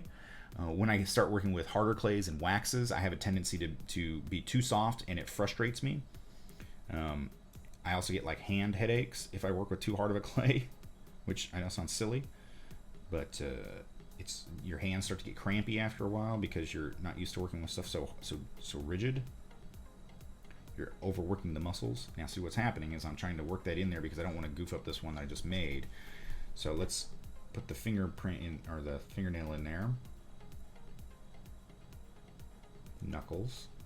Come back on the other side. 1 joint, 2 joint, 3 joint, and I'm going to bake this one as well. And while that cools down, I'll work on the thumb.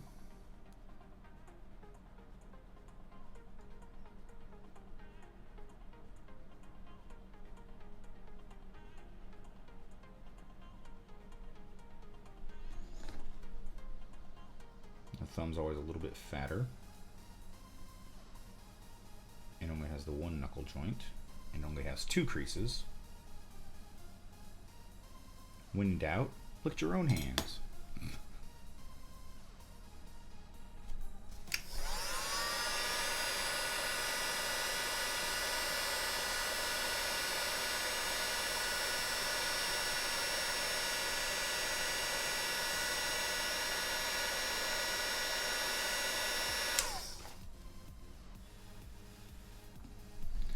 Alright, then we got one more to do. Now what I can do is I can move these out of the way to work on that last finger, because we're not locked into our palm yet.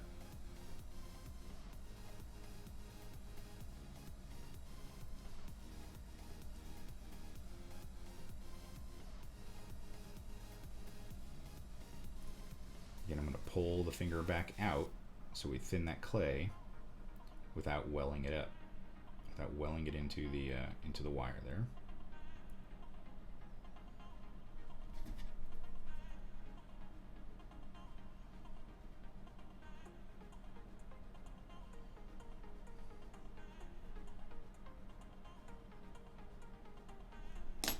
And lastly, we'll cook it one more time.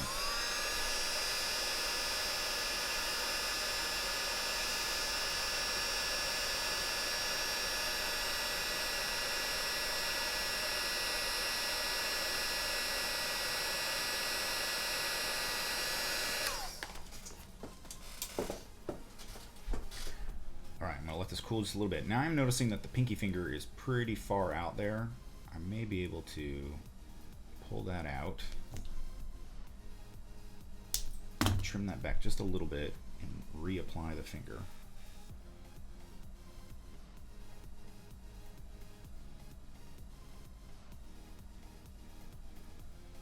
There we go. Because they're nice and rigid. Okay. Now if you notice, they're still splayed flat, but we wanted to have something that's got more of a dynamic pose to it. This is where the cooked clay comes in handy. Handy. All right. So now my 4 fingers and my thumb here, and it's got a nice flat hand look to it, right? Hello, everybody. So what I can do is I can actually come in here, and I know where the creases need to be for the fingers, correct? So we're going to do something that a lot of people are scared to death to do with your polymer clay once you've baked it. We're going to break it. Okay? So what we're going to do is we're going to gently fold at the creases. Okay?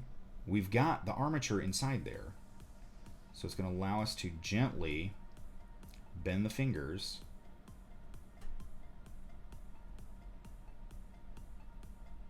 and if you notice, I'm using my thumbnail. I shouldn't have trimmed them last night, but I did. But I'm using my thumbnail up against the joint there where I want it to bend. Okay, we're gonna do the same thing here. We're just gently bending it.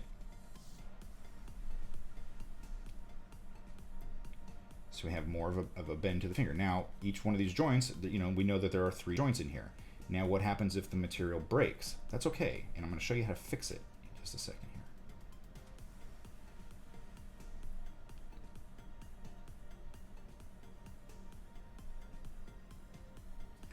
So now we have a nice curve to our hand.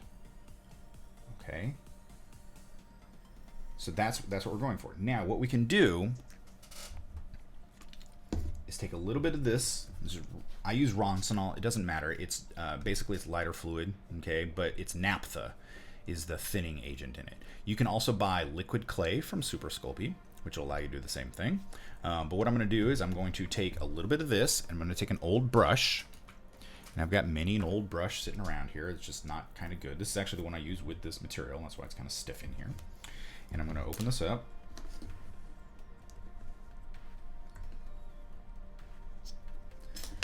Okay, I'm going to take a little bit of clay, just a little bit of clay, and I'm going to form a little divot inside of it.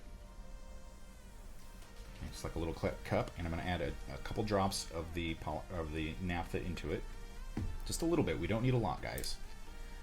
And I'm going to take my brush. I'm going to move that naphtha around. What it's going to do is it's going to liquefy a little bit of that clay in there. Okay, and it's going to create a paste. Okay. There we go. So actually get some in there, and it's going to create this paste,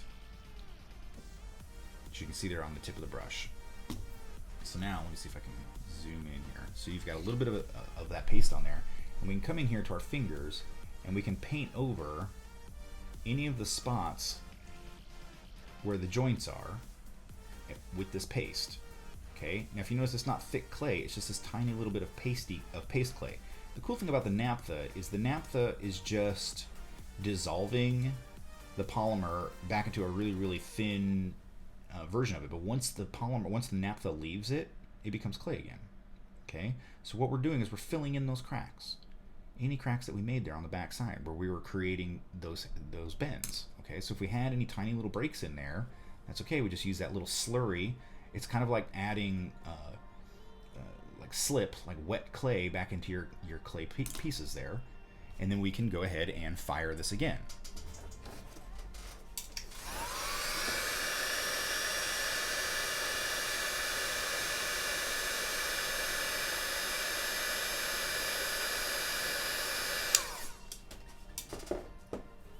Now once we've cooked it, we've basically added that clay into those joints. So where it split on the hand,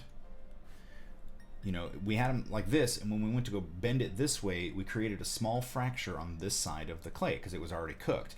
Then we went in with that slurry and we filled that back in. So now if we went to push it back up, there's already a wedge in there of clay, so it's not gonna straighten back out. Okay, so it's using the armature inside of it and strategic braking, because remember we scored it where we knew we were going to break it on both sides, the knuckle side and the underside, so that when we went to go break it, it's not breaking laterally or spiral, it's breaking exactly where we want it to be. And then we can go ahead, pose it, add in a little bit more liquid clay, harden it again, and we've got now a locked position. Anatomical asks, could you use the lighter fluid to smooth out any imperfections in your sculpt, like fingerprints or leftover clay? Yes.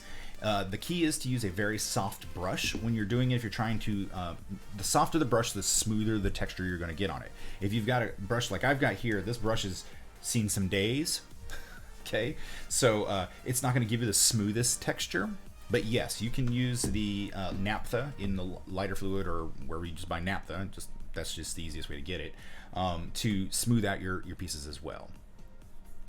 And is there a difference between lighter fluid and mineral spirits? Mineral spirits is not naphtha. It's not going to thin it out, okay? Because it's going to, like, I've got some. I could bring it out here, but it's going to give you a little bit of a dissolve. Naphtha is actually going to like reset the clay. It's going to basically give you a really nice smooth texture to it. If you're trying to blend pieces, it's a lot like when you're working with acrylic glue. When you're trying to blend a piece together, we can glue the two pieces of acrylic together, and it's going to give us a bond of the glue. Whereas if you use an acrylic cement, which basically realigns it basically dissolves the molecules so that you're squishing the molecules together, and then when that cures, when it evaporates, the molecules reset. You have the original acrylic again. You're doing the same thing with the clay here. You're basically softening it to the point that it's a liquid, and then you're allowing the material, the naphtha, which softened it, to evaporate because it's very evaporative, and then you get back to actually having a rigid clay again. Now, if I'm blending parts together that I'm creating, I've got like some rigid pre-baked clay, and then I'm going to add more clay to it, and I want to make sure that I got a really nice blend between the two. I'll use some naphtha. I'll go in there and now actually brush it out. You can also create really nice skin textures and such using some naphtha and a brush that's kind of shoddy. If you've got like a stiffer brush with some stiffer bristles in there and you use some of that, you can actually create some really nice hash marks on it, but it blends it as well, so they're not just like lines that you've carved into the face or into the hand to create skin texture, but you'll get a softened version of it, and it's going to allow you to create more realistic textures. Okay, now our fingers are rigid. I mean, these things they're hard, they're cooked. Okay, so now we've got the fingers where we want them. We can adjust the palm. Those tips will be a lifesaver. You're welcome. Yeah, she says thank you. All right, so now we've got this hand posed the way we want it. We can go in and add the palm. Okay, and that's what's going to. And if you notice, this is the clay that I have the naphtha in. It's just as rigid as it was when I originally grabbed it. Okay, that naphtha evaporates. So now what we're going to do is we're going to go in here and we're going to add the palm into it to give us the hand, because we already have the fingers structured exactly where we want them. And I remember when I started this, I believe it was at Anatomical, it said those are some tiny, tiny hands. And they are tiny hands, but if you notice, I'm not having to be super, super gentle with it because the fingers are already cooked. So now I'm just going to come in here and add my fingers, and we're going to get some of our smaller sculpting tools out because I want to be able to get in here and actually smooth these pieces together. And we know that the fingers that we created are a little bit, that go into the palm. We wanted them to be a little bit longer than they were, so that they go into the palm part of the hand that we're going to sculpt now. So what we'll do is come in here and we're just smoothing out the clay between them. Let's see if I can zoom. We'll zoom back in here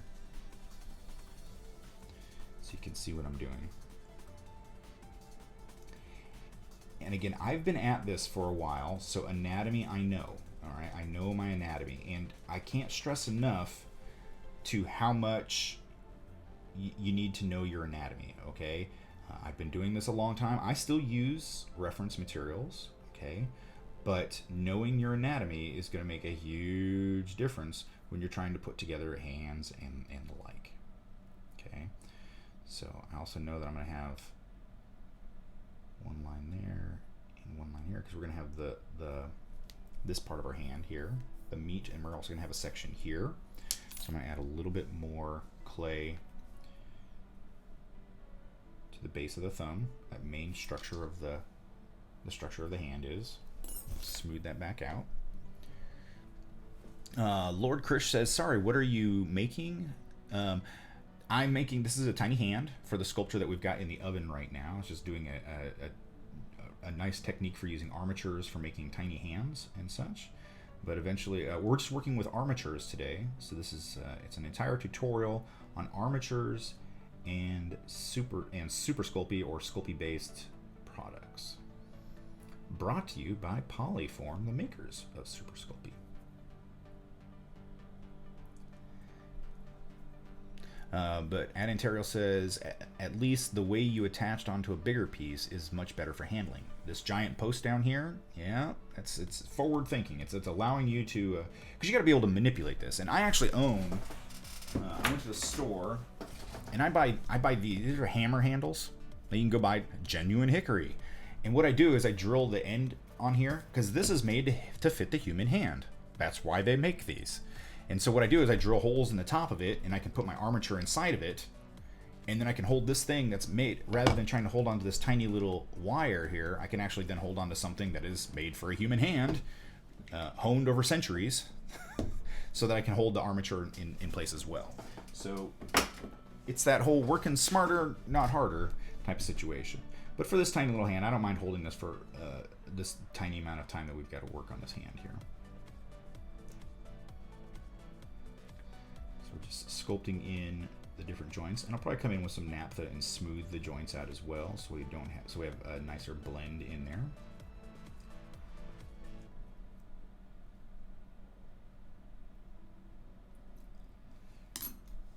All right. Anatomical said, I would not have thought of that before seeing this tutorial. I would have struggled with my pickle fingers. I like to use file handles for my homemade foam files. That's right. See, it's using things that are around. Now, the hand will never come to a taper like that. If your hand came to a taper, it would sit inside your wrist. So you want to make sure that you actually add a little bit more meat to the bottom side, so you have more of a boxy sized hand here. Box. You know, you're working with trapezoids here. You don't want it to be too tapered, because otherwise it's going to look funny. Okay. We're going to add our tendon lines in here. And we'll blend the wrists and all that once we get it into the armature for the hand there. Okay, so I can come in now with my tiny sculpting tool, and I can actually go in here and add some of that cross hatching I was talking about. You can come in here and add it to the palm, and then come in here and add our the lifeline, the laugh line. You can add all that detail into your tiny little hands here. Okay, now I'm going to put this in the helping hands for a second. Put this up here so you guys can see it like that. We're going to get out our naphtha again, and I'm going to use a different brush, a softer brush this time. So apply a little bit of naphtha to the brush itself. So I can come in here and actually blend in the clay to the areas that I just worked. And I can flip it over. And this is going to allow me to soften up those deep grooves that I put into the hand.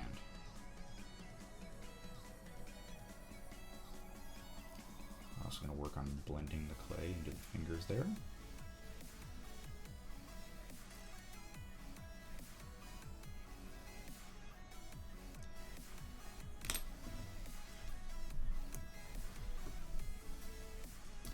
So you can see that now we've got a hand formed here, and we've got the joints and everything smoothed out and looking more like a human hand. And it's a really easy way to play or to sculpt your fingers in your tiny little hands. And we can go ahead and add this into the armature once it comes out of the oven. We've got just one more minute before we have to pull that out of the oven. So I'm going to go ahead and actually bake this. Since we're dealing with small bits of clay here, we can use the heat gun. Just again, keep it moving. You want to keep it moving because otherwise you're going to burn, and we don't want to burn the little fingers.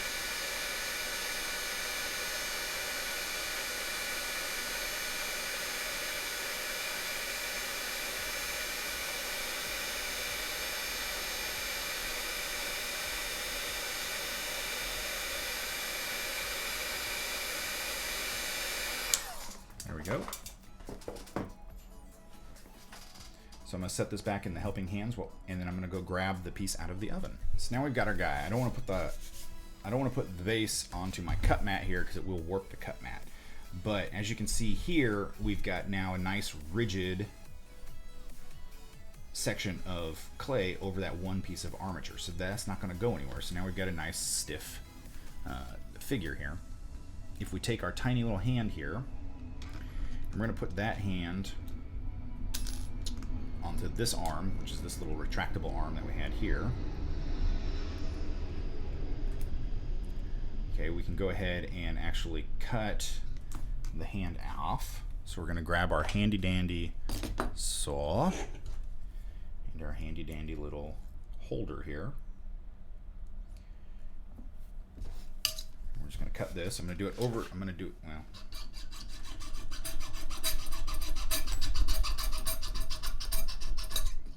there we go.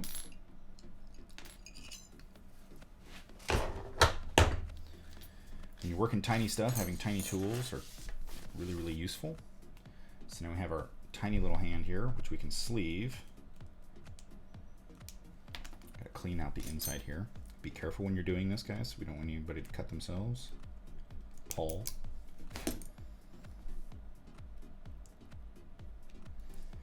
Okay, so now we got the sleeve over. Now, I know that because I want the wrist to sit about here, and this only gets to go in about that far. So I'm actually going to bring this back so I know where I want it to sit. I'm going to add that little bit in there. It's right about there. So I'm going to do the same thing. I'm going to cut it. This one, I'll cut it on the edge so I know where I need it to be. I'm going to cut it at the edge here.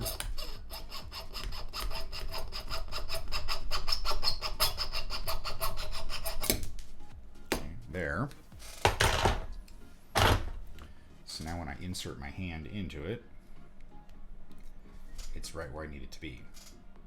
Now if I wanted to, I could go ahead and solder that in place. Okay, but let's put it on our armature.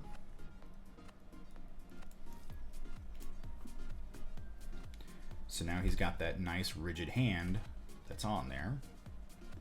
To be like, no! Or we can actually adjust it so we can have it so that maybe he's conjuring a ball of fire in his palm instead. Okay, he, she. Now the other thing is we haven't completely affixed the wrist, so we can actually take the hand and bend it a little bit more, and we can get it in there so that he's, so we got it like this, and now he's holding that, he could be holding a ball of fire in his hand, and allowing us to have that allowing us to have that armature in there gives us the ability to work with these pieces more. Now, once we get into a place that we'd like it to be, we're going to solder it in place. Here's the kicker. We don't want so much solder that it loosens up the hand. Okay, we just want enough that it'll actually lock itself onto the arm that is there.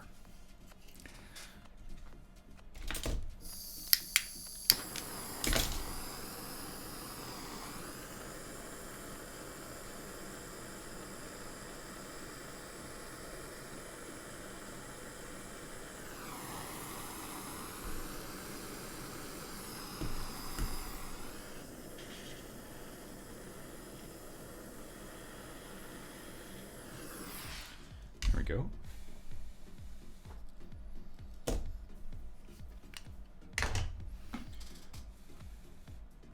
Now again, when you heat things up, they get hot. So we're going to wait a second for that. That's right, hot. All right, now what we're going to do is we're going to form, we can start adding more material to this side of it. We can even still work with the ultralight if we wanted to create more muscle structure and stuff onto our guy, because now that we've added some of the clay there, we can add a little bit of super glue. Not a lot, guys, because it's going to start to move out all around it, and so we just want enough to kind of add the material in place and it sticks. Okay, that's what we're looking for. So we're just going to add our muscle structure into this guy to give him a little bit more leg thickness or thinness. No, we want thickness. That's the whole point here.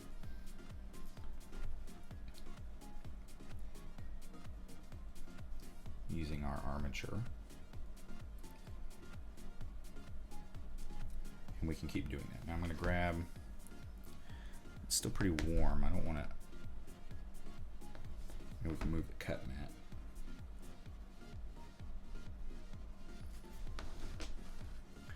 So what I'm going to do, I'm going to actually glue the armature into the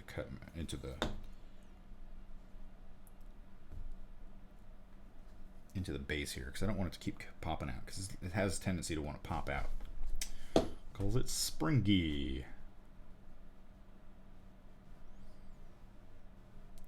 There we go. All right, it's fine.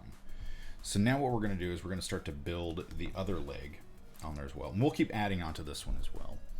But we're going to start with what I typically do is the feet. Okay, and I'm going to add just a little dab of glue here at the bottom.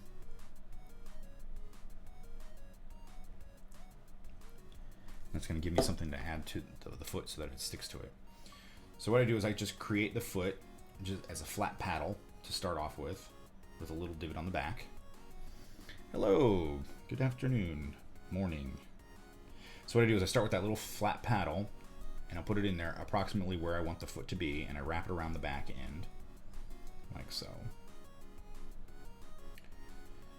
Just to kind of give me a rough idea of where the foot should be. And then what I do is I'll use my knife to cut in the basic geometries of a foot. Okay.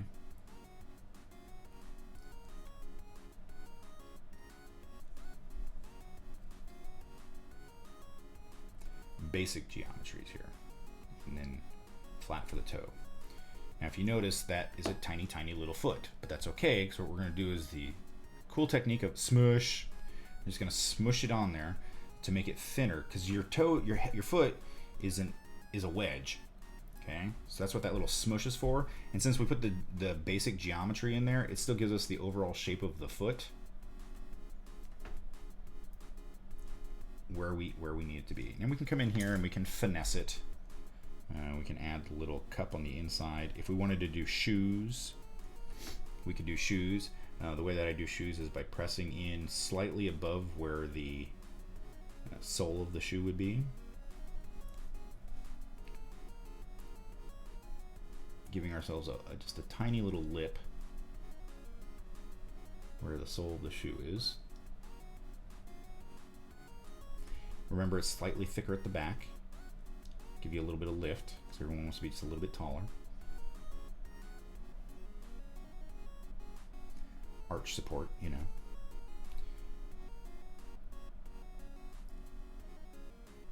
There you go. So now we have a little bit of a foot, and we can start adding in the lower part of the leg. Now using this type, this is regular Super Sculpey.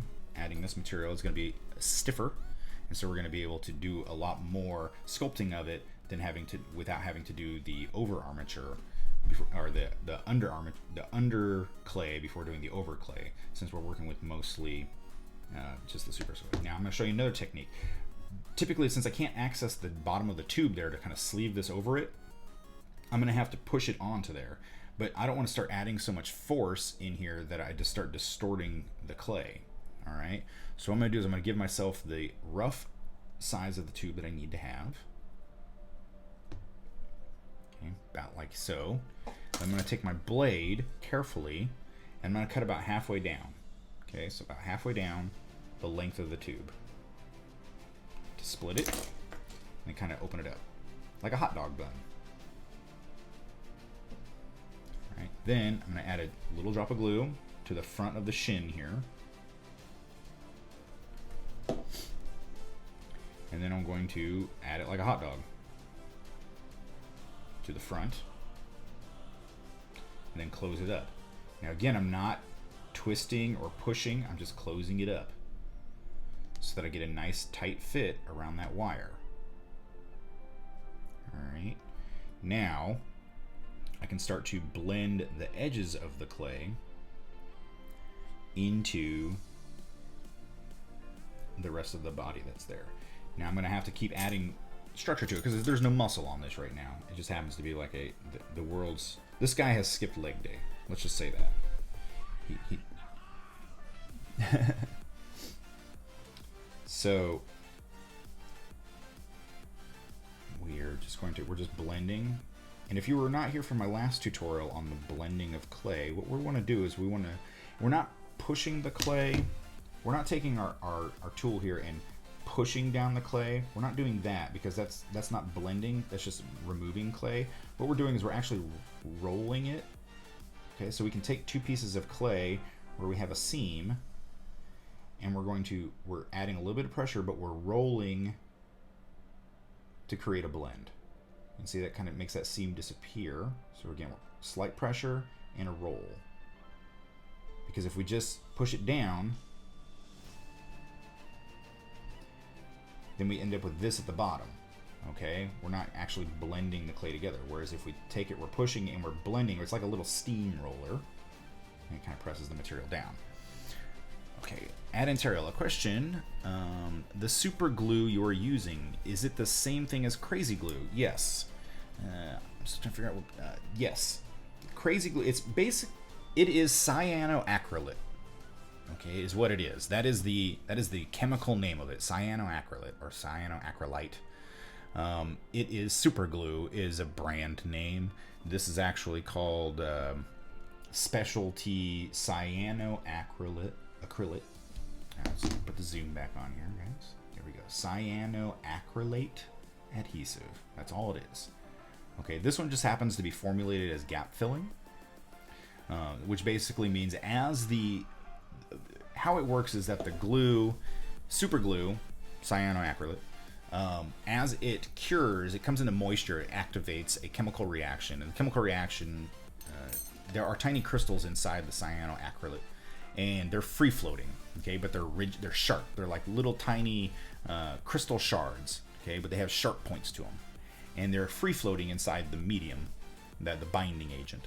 And when moisture comes into contact with it, be it your skin or water or an activator, it evaporates the binding agent, but it also tells all of those crystals to, instead of being free form, to line up. And as they line up, those rigid structures, those rigid crystalline structures, lock together in a line. Okay? So that's what cyanoacrylate does. Now, because of the way that the polymer clay works with the polymer agent inside of it, it instantly, much like your skin, causes that chemical reaction to take place.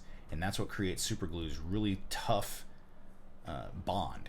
Now, if I remove the clay from where I added the superglue, there'll be a skin on the clay that I can actually break apart, and that is the actual glue itself and the bond that it has made. So it's not actually, it's locking itself to the clay and to the wire, but it's not actually like turning the clay into rigid clay. It's not cooking the clay at all. It's just helping to bond it. All right, so this guy needs some calf muscles, so we're going to add some calf muscles. Your calf muscles actually have two parts, one on either side.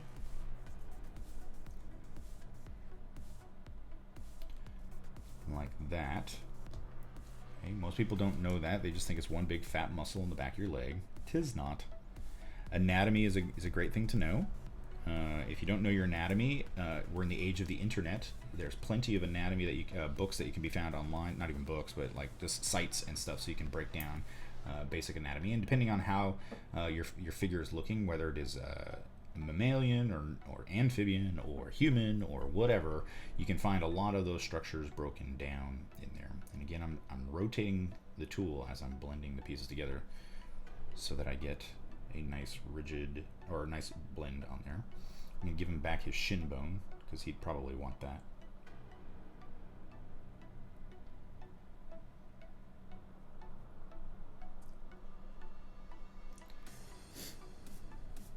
Okay, so he has more of a calf, so it's less skipping of leg day here.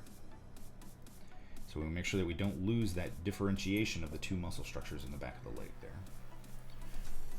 And then we can start adding the calf or the thighs here. So obviously the thigh is a thicker hot dog bun. Same technique though. So create a piece of clay about the length that we want it. Cut halfway through, like we're slicing a hot dog bun. Do not cut yourself. Use a dull blade if you've got one. Opening it up just a hair. Applying glue to the top surface, or the direction that you're going to add the clay. Right? Right, so if we're going to add the clay this direct from the top down, we want to put the glue on the side that we're going to attach it, because that glue is going to move around the clay. So as we close this up, it's actually going to go all the way around that armature wire inside there and give us glue wrap all the way around the wire to give it a really nice solid structure there. All right, so now we have a tiny bit of a knee here, as well as the muscles. The muscles in the front of the leg and in the upper part of the leg do the exact same thing. You have two sets, actually you have more than two, but there are two main sets of muscles that run through the leg here, and they go on either side. And you also have another thicker one that kind of wraps around the back here. So we're going to blend these in. And you notice with the armature in there, we're able to work with the figure. I'm able to move it, manipulate it in all different directions and such, and still work my material.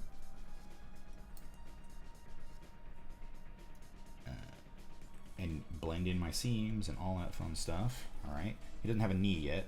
He should probably get one of those. So let's go ahead and give him a knee.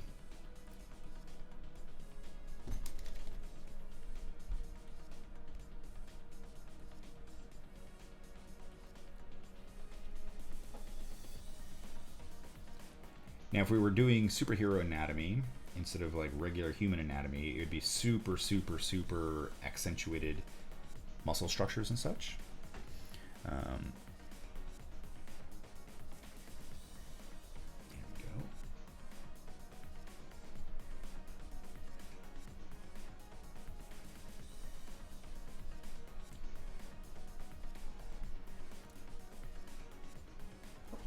Now, obviously, we don't have the hip in there either. We've got a little bit of the structure of the hip in there, so we can add a little touch of glue here on the front. Give them a little bit of a badonk-donk here. Yes, I said that out loud.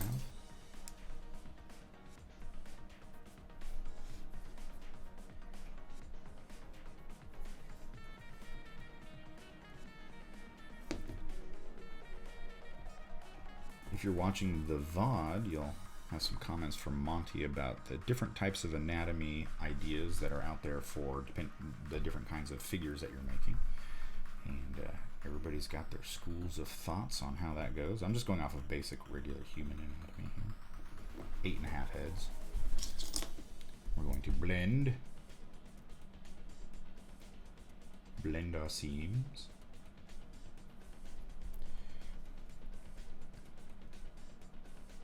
And now we're starting to work into the other clay as well on the other side.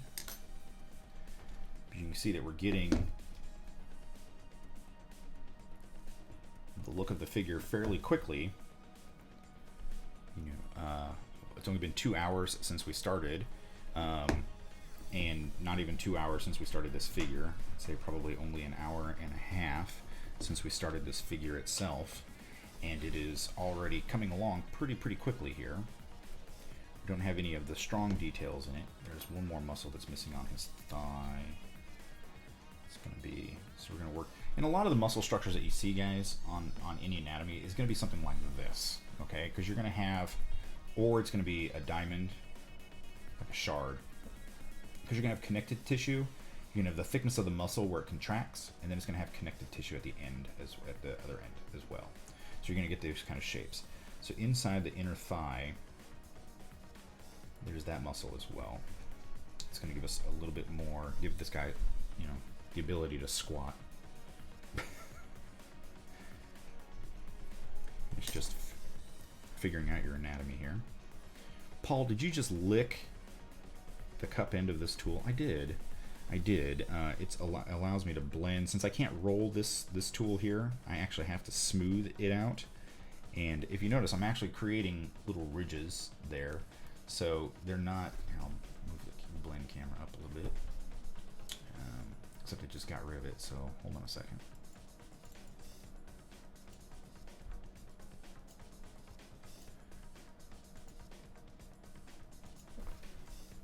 So as you can see, I created these little lines here on the back end because I'm not able to roll this tool, so I'm not going to get the best blend on there. So I lick the back end of the tool to give me a little bit of lubrication. I'm not eating the clay, guys. I'm just adding a little bit of lubrication. That allows me to smooth that out a little bit more. And then I can come in and do the rollover with the other tool.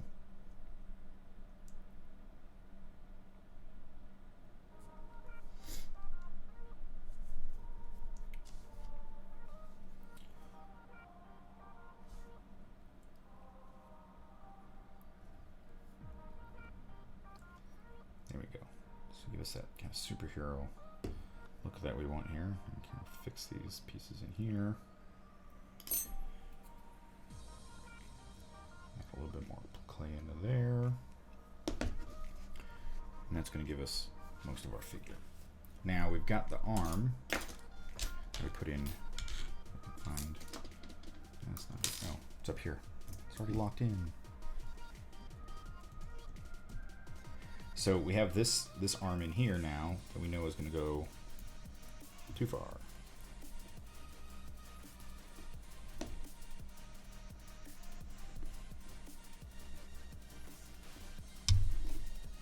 Like that. Okay, we know that's approximately where that's going to go. Okay, so we're going to get a really nice pull on that arm there. So if we wanted to, we could come in. So I don't need to sculpt the entire figure. I mean, we're just working over the overalls of the armature. So once I get the legs to a part where we want them, oh, and since we're kind of working on this one, you can see we almost have the foot on that side. Because there's a lot of clay buildup here on the bottom, Mr. J says it kind of looks like him trying to get dressed in the morning.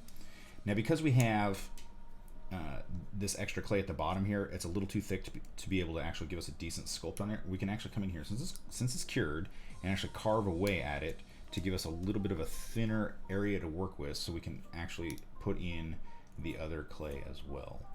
So we can wrap it. Okay, so we're just going to come in here and cut away some of it. We still have the strength of the armature in there, but I can come in here and carve away some of that other clay, so that when I go to add, say, the foot, add a little drop of glue to the front here. Just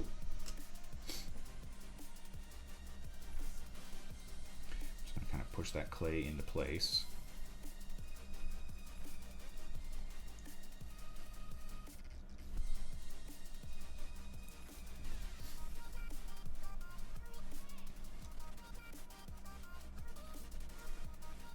Off to the side there. Now he doesn't have a box for his toes yet, so let's put that in there. So it's gonna be a little front part of his toe there. Blend that in.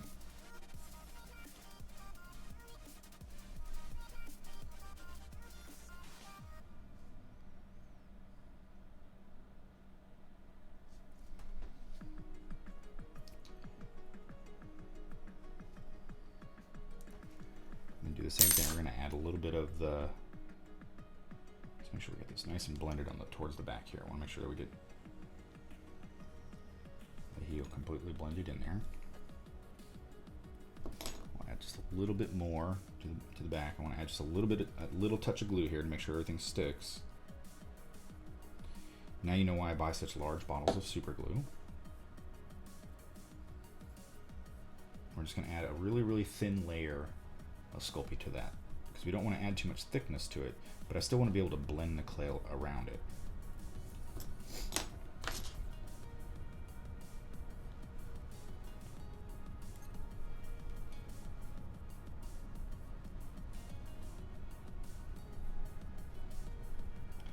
Kind of move it up the end there. There we go.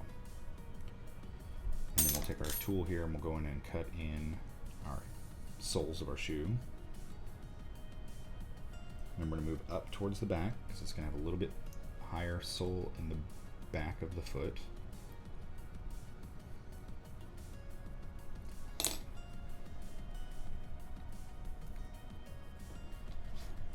And then if we wanted to, we can come in here, and I can even use the ultralight here to do basically the same thing that we were doing before, is adding a little bit of super glue to this side, adding some more muscle structure in there.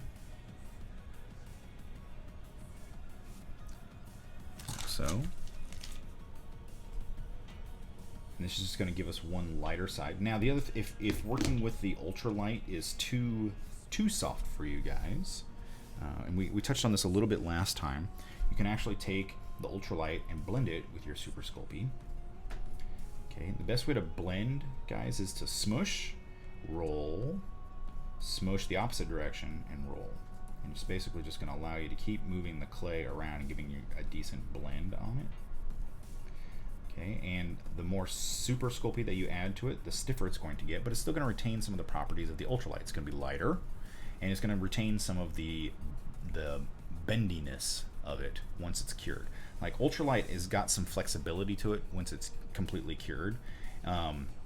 Super Sculpey does not have much flexibility when it's in there, and so, or when it's fully cured, and so you want to make sure that you get kind of the best of both worlds. Is what we're going to do here. I'm going to clean the residue off of my fingers really quickly, just so that I have less of that to kind of track around on the rest of the pieces there. So just kind of get rid of the residue that's on my fingers from blending. And then once you get it nice and blended, we have a more rigid version of the same clay. You can see it's just a little bit different in color, just a little bit, because I've added some of the other clays to it. You can do the same thing with any of the polymer clays that Super Sculpey has. You can blend any of your colors together. If you have the Super Sculpey Medium or the Super Sculpey Firm, you can add regular Super Sculpey, or you can add Ultralight or any of those to that to soften it up a little bit, and it retains equal parts of the materials that you put together. So if you do a hard, and you do like 80% hard to 20% of Super Sculpey or 20% of Ultralight, it's going to soften it up that much. You're still going to retain a lot of the abilities of using it, but you're going to at the same time, it's going to be a little bit slightly easier to work with, or it's going to be a little bit softer to deal with. Rillian says he likes the mix. I believe, if memory serves me correctly, Rillian's actually started with the Sculpey Hard, Sculpey Firm, and it was too firm for him, and so he got hand cramps trying to get it to a workable state. Once it's in that workable state, it works pretty well, but then it cools down pretty darn quickly, and then you've got to get it back to that workable state. That's the benefit and the curse of that material, because it is a very rigid material. You can get some really high details into it because of the rigidity of it, but at the same time you have to constantly keep it in a working state, because once it cools down it becomes rigid again, and so you want to make sure that you are constantly working that clay, and then you just end up, it's more of like a carving clay. I mean, you can still sculpt with it, but it takes a lot longer to get it, once it's cooled down, to get it back to that warming state. And you don't want to use like a heat gun or a hair dryer to soften it, because that's not going to do. It's going to start to cure it, and it's just going to become crumbly or more rigid. Okay, so you don't want to do that. And I just poked the other side of my sculpture there. I have a tendency to do that when I'm wrapping around other legs here.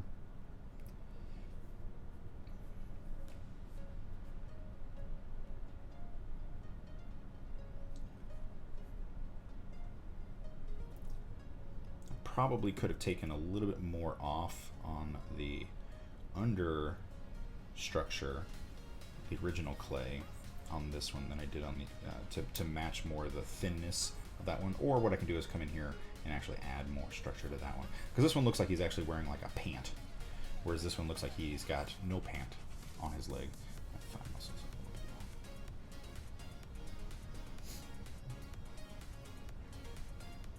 He's half dressed.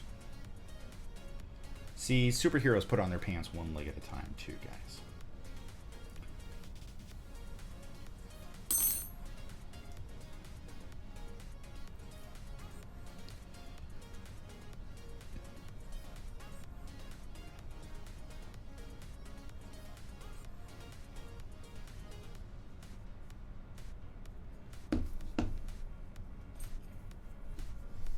I'm gonna do the same thing. We're gonna add that inner thigh muscle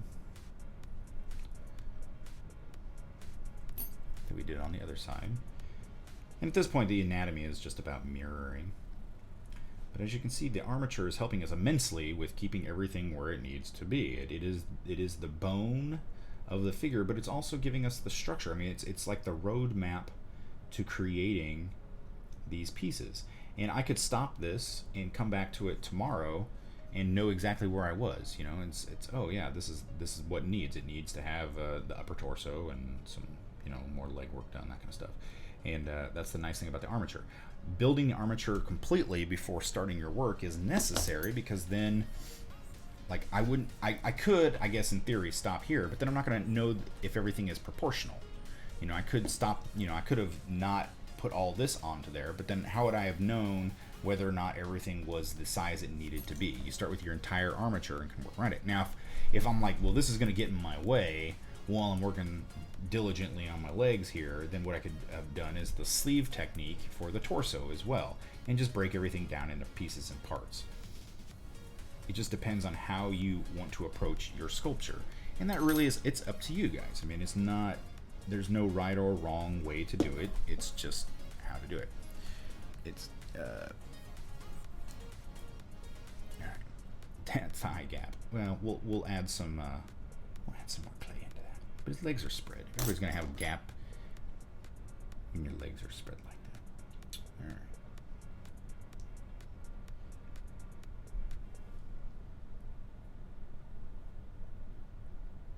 Just making sure. So we're blending all different kinds of clays together here. We've got straight ultralight. We've got straight Super Sculpey. We've got a blend of the two, and all these clays work together. One happy, cohesive family. They all just do different things. It's just different ways of approaching the same problem. And it's about, you know, how soft do you want it to be? You know, this ultralight is super, super soft. It's it takes a super, super delicate hand to be able to really work it. Now, if I look here at the side, that looks pretty decent.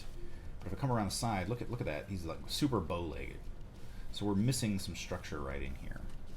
So I just need to come in here and just add that back in there. It's like he's missing a chunk of muscle there. It was a rough fight. That one there. It took the top of his thigh. But much like the $6 million man, which is, I guess, being remade into the $6 billion man, we can rebuild him.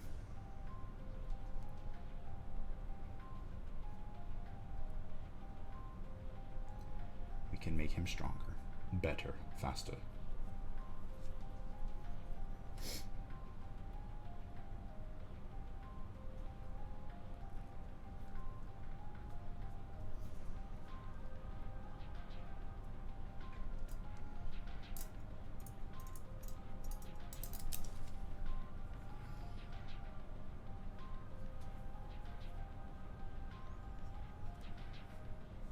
See, now that looks better. As it comes around, that's better.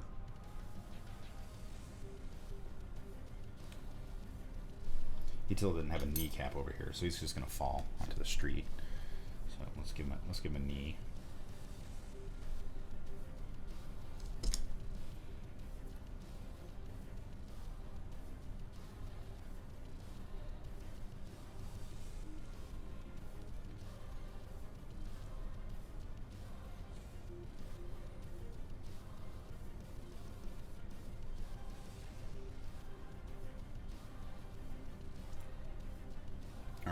Before I go and cook this, the different hardnesses of clays, is it for just before cooking, or will there also be a difference when cooled? There will be a difference when it's cooled. It's not going to be this. The pure ultralight is going to have some flexibility to it. It's kind of like a foam, like a cooked foam. So it is, and it's a lot softer, and it'll actually float in water. The Super Sculpey will be a lot more firm. It's kind of a lot like a ceramic. And so it's going to be a lot more dense when you're working with it. And then the blend of the two is going to be a nice mix. So it really depends on what you're after. If you're doing a lot of jewelry, if you're making large beads or pieces like that, I would recommend working with the ultralight, because it's not going to be heavy around your neck. And you can get some fairly decent textures in it. But you saw that I was able to carve it once it came out. When I was working on this leg here, I was able to actually carve parts of it away as well. So, all right. Now, before I would go and cook this, now these legs are ready to go into the oven, and I could say, all right, we're good to go there. No, you can sand both sides. Anatomical asks, so you could sand down the Super Sculpey but not the Super Light. You can sand down both. They're going to react differently. It's like you can sand foam and you can sand wood. Okay, but if you sand foam, it's going to come off a lot faster. and the resultant area where it's sanded is going to be rougher than, say, if you did the same thing to wood. Okay, so the different densities are going to make a difference on how it is how it's going to react to the thing. Now, before I go and bake this, I want to do one more thing. I want to add a little bit of the understructure to the chest here, because I know that chest is going to be big. Okay, it's going to have some bulk to it, and so I want to cook that in stages. And we talked about that last time with multi-baking strategies. We want to make sure that we add a little bit of the thickness in here. So what I'm going to do is I'm going to wrap a little bit of clay, just a thin bit of clay, around the spine here and up the neck a little bit. And this one we're just going to do flat, just kind of a flat piece here that we can attach into it. And then I'm going to do the same thing on the front. We're going to create two little sandwiches out of it. See, another piece here. We're just going to add that, and we're just going to kind of sandwich the two together and pinch. We're not rolling it, we're just pinching it. Okay, and this is going to give us some structure. Now around the neck, obviously his neck is not that fat, so we're going to have to take some of that out of there, which is okay because we're going to move that up into the head. Now remember when I said earlier that the head was larger than the drawing, or the head wire? You can see there is larger than the drawing. Okay, so what we can do there, the glue that I dry is super glue. When it comes into contact with the Sculpey, it's going to instantly cure. Yes. So what I'm doing is I'm squishing that wire up a little bit there. Now it's going to be too tall. That's okay. If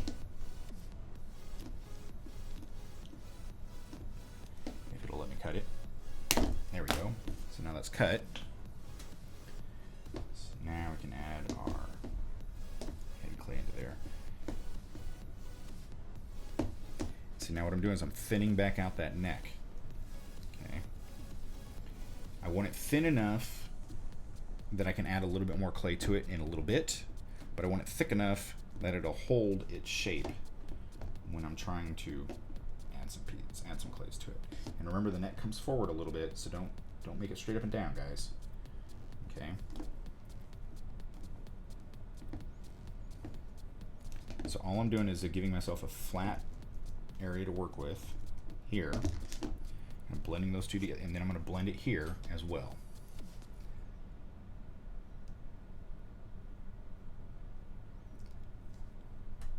No abs, not yet. We'll add those abs in a bit. We're just giving ourselves a base to work off of. I mean, he's going to have some traps, but I want to be able to sculpt those in with the chest.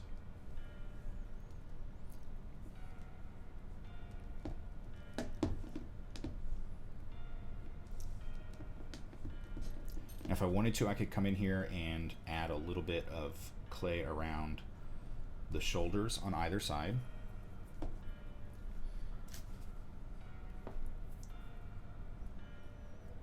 It's kind of like shoulder pads type situation to give him more of that triangle, the Dorito look, I guess is what they call it. And if you notice, that arch in the back is pretty extreme. Okay, I understand seeing this makes good sense now. I need to just do it and don't screw up. Here's the thing. When you're creating, screwing up's part of it. Okay? Because if you did everything right the first time, there would be no need to learn. And you wouldn't learn anything about it. And I've actually met some artists who have perfected a technique, you know, pretty well. But then they're open to no suggestions. And so they've pretty much gone stale with their learning. And it's only when you're leaving yourself open to learn do you actually get to broaden your horizons, that you get better, you know?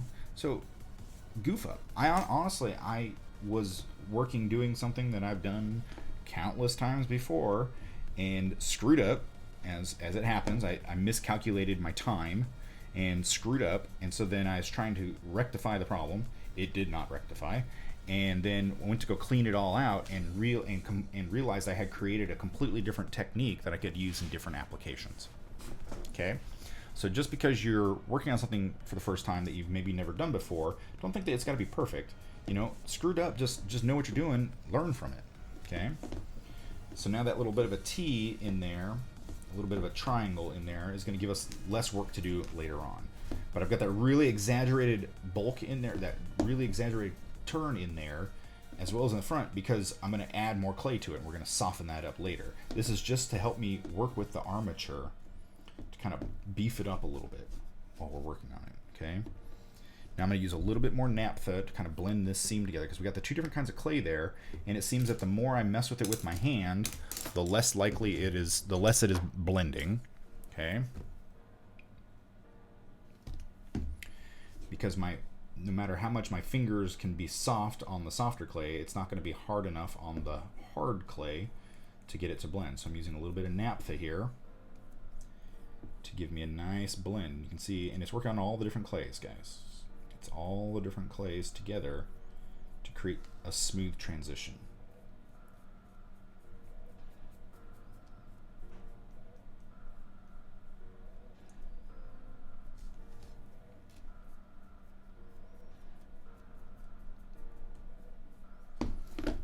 More. Once you start to see a lot of pilling, little bits of beads of the clay kind of pulling up, that means you need to add a little bit more naphtha if you're going to continue to smooth it.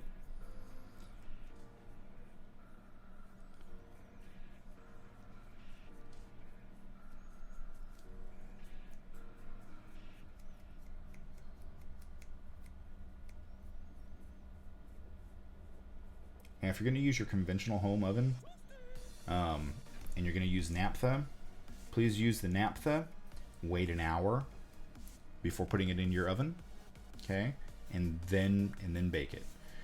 You need to make sure that the naphtha will burn off of it, because you don't want the naphtha to burn off in your oven while if it's an oven that you use for food, okay, because it's poisonous. So don't do that. I use a dedicated oven for clay. All right, so no food goes into that oven. So there we go. So now we've got that nice and blended. So I'm going to go put this into the oven, and I'll be back in just a moment. So we're going to bake that section for 15 minutes. And since the oven is already on and hot, I've just kind of left it on and running. If I'm not going to use the oven, over and over again, like I am now, I'll turn my oven off. But if I'm going to use it over and over again, like I'm doing now, I'm going to leave it on. Just don't want to waste the power if I don't need to. They say, I make it look so easy. Practice, guys. It's all about practice. Okay. All right, I have a bit of a bead here of the solder that I want to kind of knock down here on this arm. And we're going to work on this arm. This is another good reason to have these detachable pieces, because there's sometimes you've got to bake something, and then you're like, well, what am I going to do now? What if you're live streaming and you've got people watching you, and you're like, hey, I need to do something while that piece is cooking? Well, I've got this detachable arm, so let's go ahead and work on it for a little bit. All right, there we go.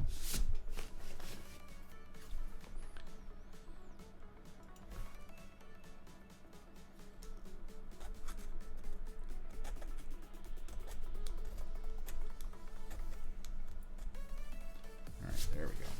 All right, filed that down a little bit. So now we have the arms. We know where the elbow is going to be because we have our joint already in there.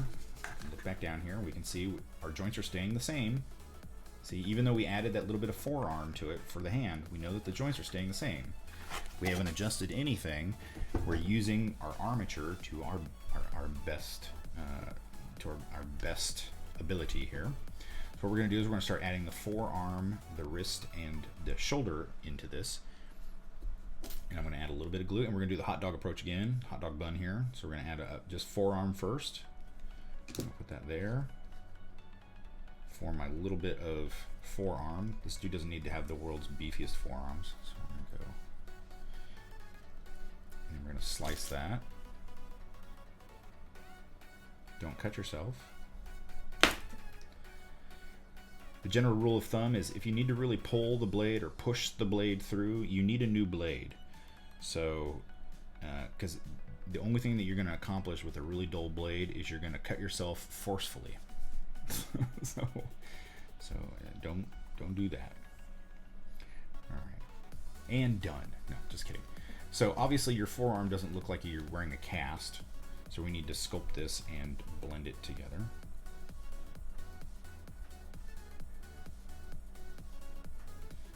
So if you look at your forearm, I mean, I've got little tiny skinny arms here, but if you notice, it's still fatter at this end than it is at this end. Okay, it's a taper, all right? And so we need to do the same thing on the hand here. Let's say I have swimmer's arms, but I'm not a swimmer, so I just have scrawny little arms. So I'm going to pull the material up. There we go. And we can now blend a little bit into the hand. You can see, okay, so here's a great example of the dangers, not dangers, but what can happen if you use the super glue. Okay, so we're gonna zoom this in a little bit.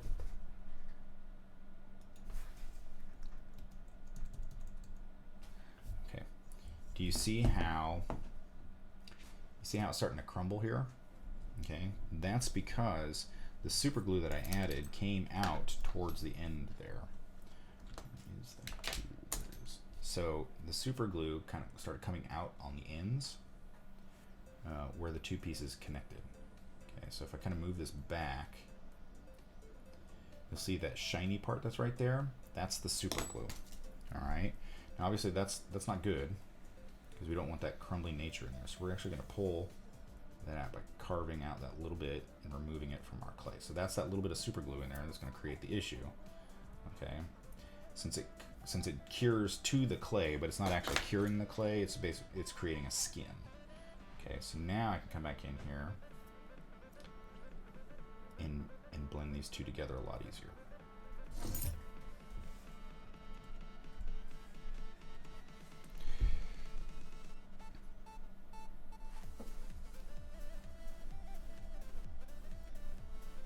And it's the pull technique again. We're not you know, you saw me do this earlier, and it was and what I'm doing is I'm actually just smoothing the outside of the clay. I'm not adding any force to it.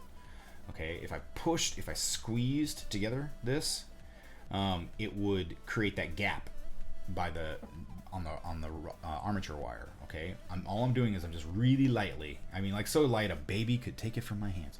No, it's just really light, and all it is to round out the form here.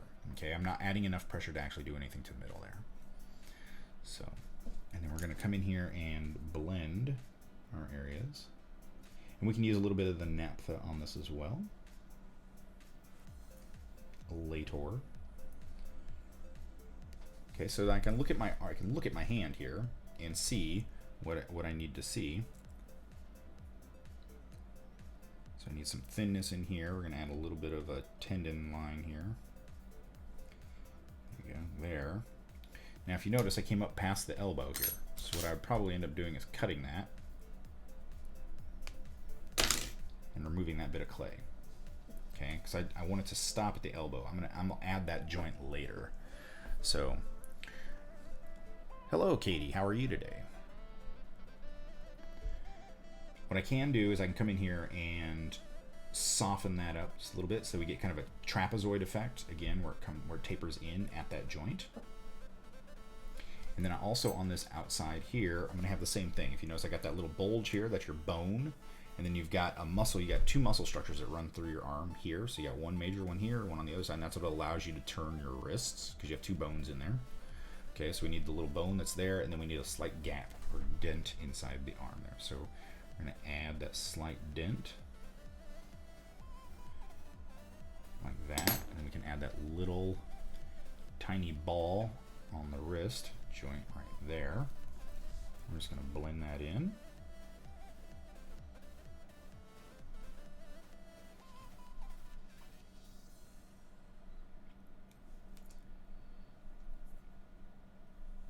And we'll blend that a little bit with some naphtha, kind of make it disappear a little bit more, so it's not as drastic.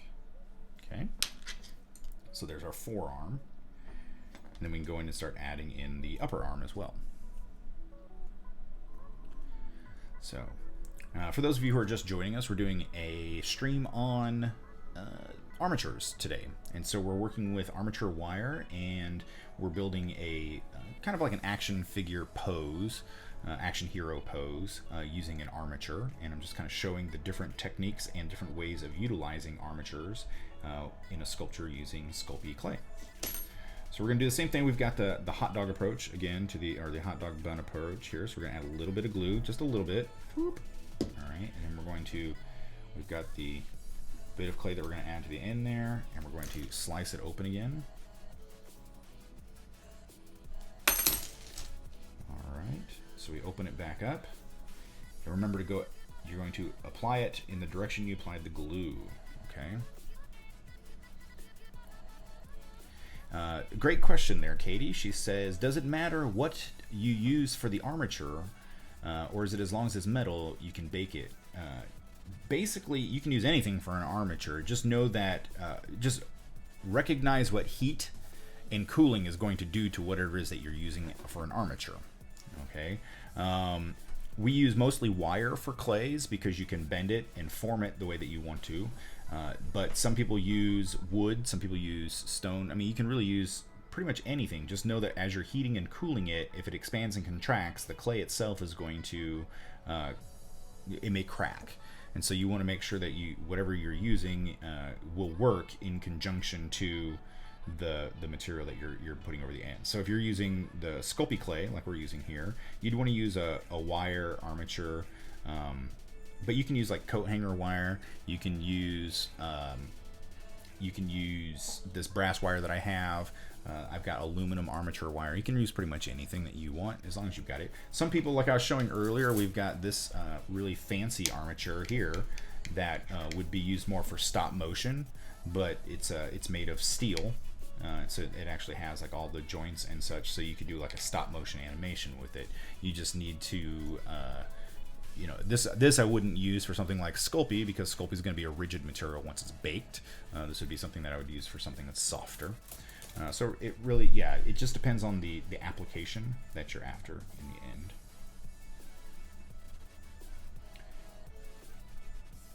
Okay, so we're just sculpting the arm here. So he's going to have the bicep muscle at the front there. Okay, so you just need to know your basic muscle structures, and then the other one is you're going to have one that runs on the back of your forearm as well. Okay, now since this arm is not actually contracted, okay, it's more out. I mean, look at me in my long skinny arms here. Since the muscle is out, you're not going to have like this as this one contracts. See how pasty white I am? As this one contracts, it's going to pull this muscle out. As this muscle relaxes, this one becomes tighter at the back, okay? So that's what's going to be up in here. So this muscle here, so as the arm is sitting like this, and this is why a lot of animators and such are going to be in front of a mirror, so that you can see what your muscle structures are going to do while you're sculpting. So I know that if my arm is back like this, you know, doing that same pose that this piece is here, I've got this muscle here, but it's long and low, and I've got this muscle in the back that's tight, because that's what's pulling my arm straight, okay? It's the same thing here.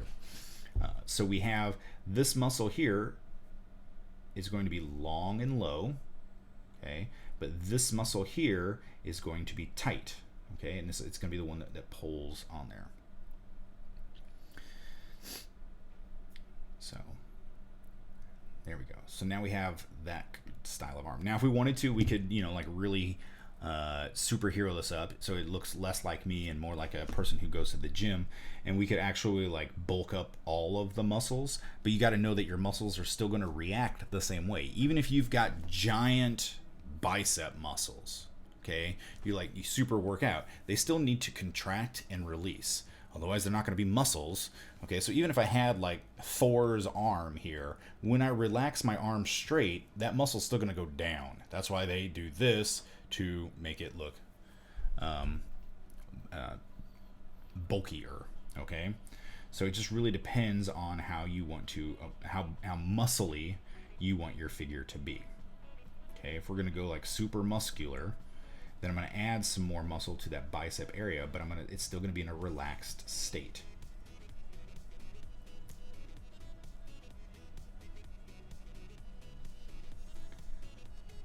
Like so.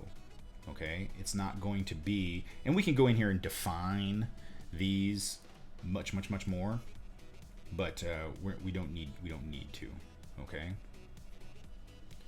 So there we go. So that's going to be one arm there.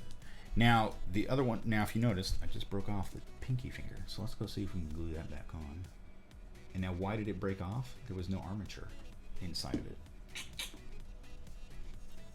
As you can see, because there's the armature in there. Okay, but the pinky itself is a lot longer. So I cut that armature too short. But that's okay. We just glue everything back together. I don't mind gluing. There we go.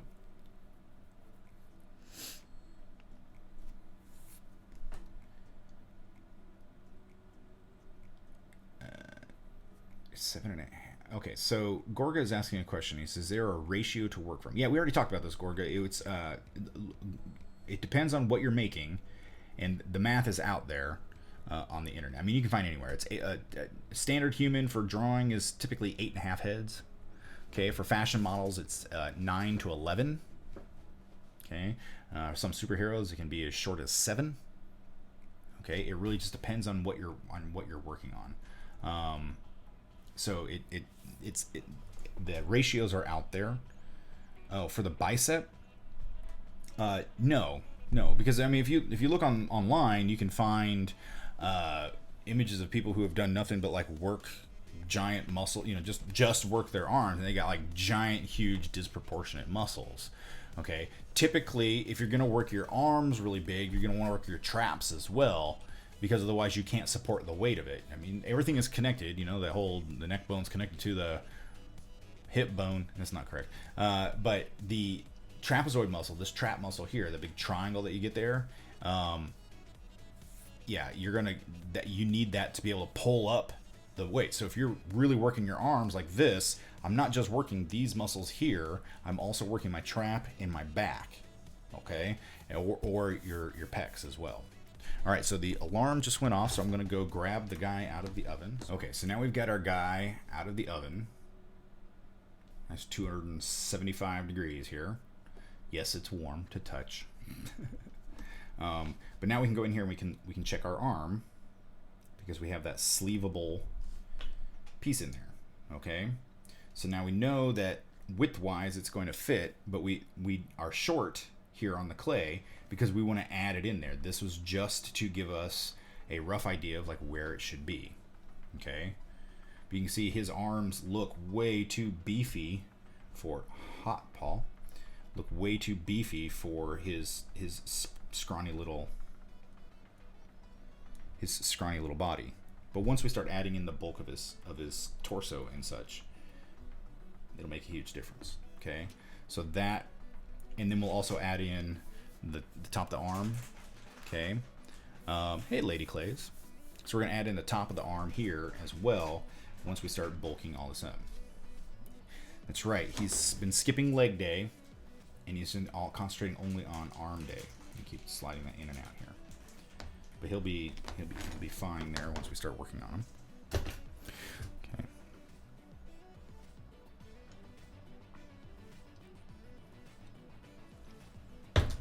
Actually, what I'll do is, to save my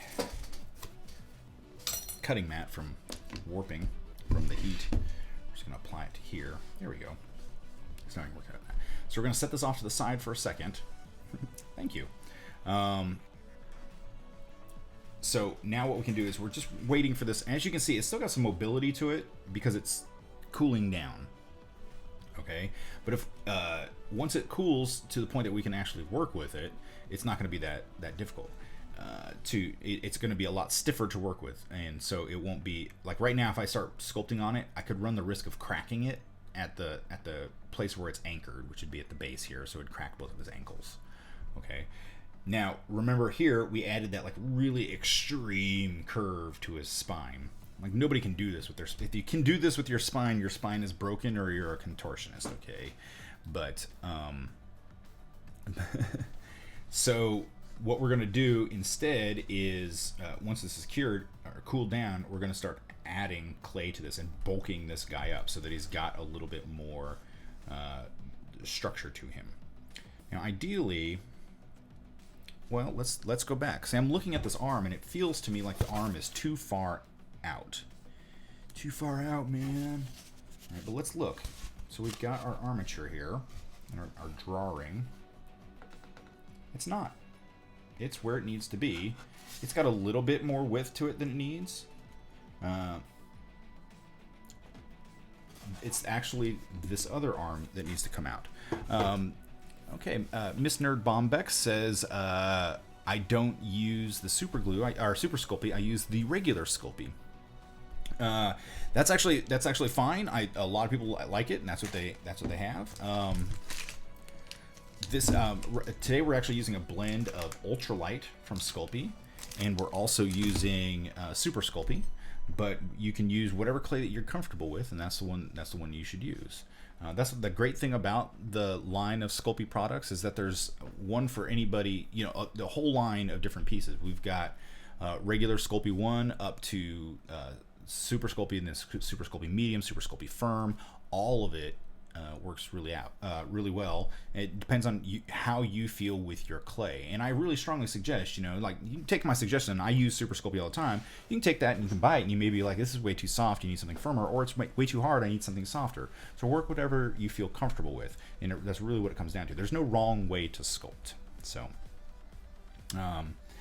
we're getting there. It's getting cooler. Now, if I wanted to, I could actually take this and kind of place it in a cool bath, because it's not going to thermal shock or break or anything like that once it's cooked. But I do also do multi-baking technique, so that we make sure that everything is cooked completely. This is the second time this leg's been in the oven. This is the first time this has been in there, but obviously we're going to keep adding pieces and parts to it to make sure that it gets firmer and firmer, to make sure that it's fully cured. Now, we could do it like this, so that he's bowling. But we decided that we were going to go more with the he's creating a fireball in his hand that he's going to hurl. Now, this arm here, we still have the ability to do whatever we want with it.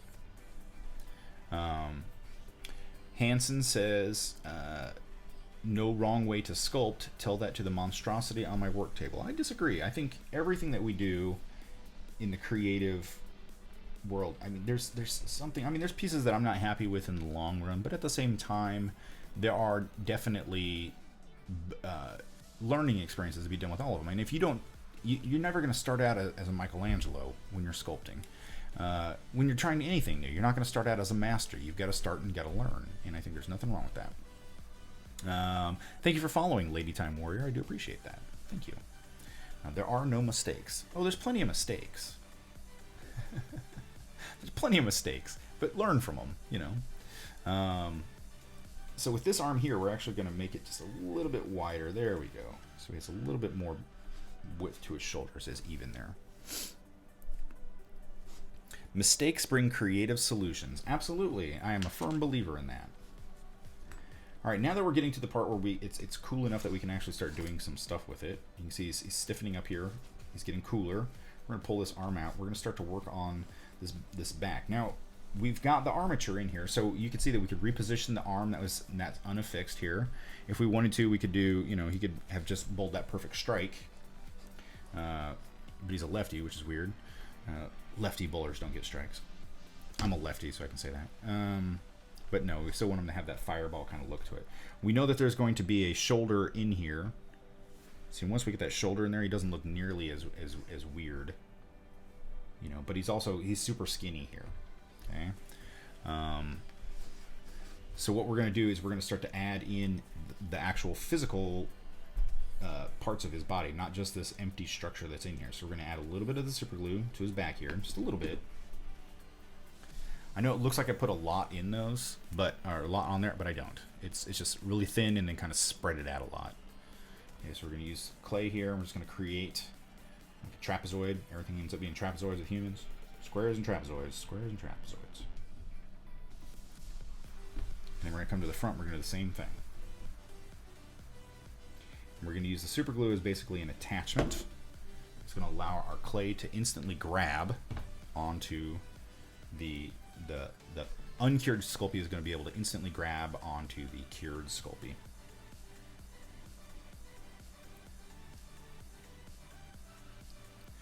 My mother, when we used to drive as kids, my mom would often, she was never lost. She was just taking the scenic route.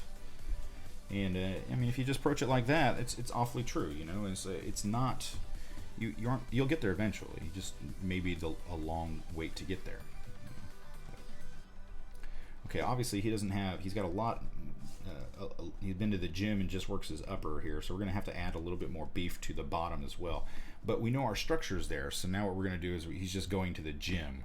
We're just adding all the clay gym to him here. I wish it was this easy for everyone else to beef up at the gym as well, but it is not. Now we want to make sure that we don't cover up that hole there. We need to be able to make sure that we can get to it so that we can add the arm back in there.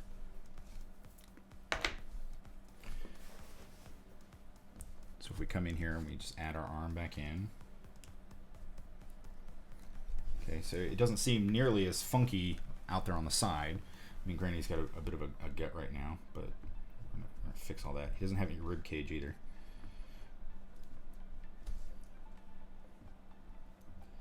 Okay, now some people, if you need to, and this is just a sculpting thing, give yourself a center line to know where he is turning from. Okay, because we are as about symmetrical. That's right. So, and then he also has, these are going to be your collarbones up in there. Okay, and then if we take the figure and we come down, we're going to have a series of muscles here. So we're going to have our pectoral muscles here. Okay, then we're going to have a tiny set of muscles here before we hit our sternum, which is there. And then we have the ribs come down around. And your ribs go a lot lower than you think they do. Okay, and your ribs are there. And then from there you can have your 6-8 pack, whatever you want to call it. Okay. Alright, so you got your series of muscles that come down here. Now you've got a series, your muscles on your front, your structural muscles come up on the sides like that. And then people are like, well then what's all this? There's a series of muscles over here too, but they're really long and skinny, and then you've got a horizontal, kind of like, it's a semi-horizontal, and then it also dives down on the lower part of it. Okay, so it looks kind of like that. So that breaks down that muscle structure. Okay. Now on the back, you've got pretty much the exact same thing. You've got your spine, so you got to figure out where your spine is. So we're going to draw that line up and around. Okay, you've got your ribs that come up and around, because your ribs don't just stop. Okay, on the lower part here, you've got two sides. They're going to be your main muscle group of your spine. They're on the back. Okay, you've got a shoulder. People are like, your shoulder blade is not attached. Your shoulder blade is totally attached to your ribs, guys. It's like over the top. You've got the back side of your trapezius muscles here. Okay, so you got that there. Your shoulder muscles do pull into, and if you've ever pulled your back out in your shoulder, you know that your shoulders are connected to your spine. Okay, and then you've just got basically rib connections from there all the way down, like so. Okay, so that's going to give you your basic structure of your muscles on there. Now it's about refining the look of them. Most people aren't this Dorito, like this big perfect triangle here. So what's going to happen typically is this is going to come in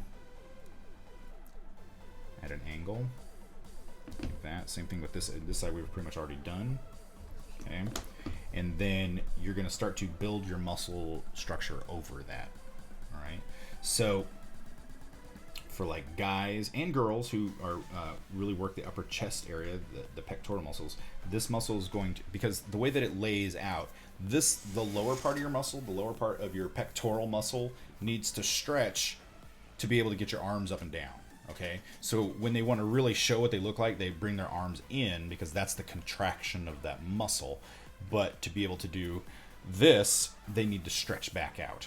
Okay, so when you're posing your figure with your armature, keep that in mind. Okay, so this arm is coming back, so this muscle is not going to be as tight as this one here, which is coming forward, because as I'm bringing my muscle forward, the pectoral muscle is going to contract, become tighter and bigger than the arm that is brought all the way back, which is then stretching that pectoral muscle out. Okay, so these are things that you need to keep in mind when you're sculpting, and it's basic anatomy stuff. And so while this one's going to be bulkier, okay, and you may be like, but that looks weird that I've made this muscle that is like super bulky on one side but not on the other. But it is and it isn't, because you're actually following real anatomy here. Okay, so we've got, so I'm going to come in here with my blender, and again, rolling, not pulling or pushing, we're rolling. And if we just use the blueprint that we created with the rough lines and such, we can pretty much lay this muscle structure out fairly quickly. You do have a collarbone. It's a bone that sits there. Okay, and because this muscle here is taut, you're going to see your connectors. Okay, but this one is not taut. It's going to be a stretched out muscle. It's going to come up here in the end, so we can actually pull that one underneath.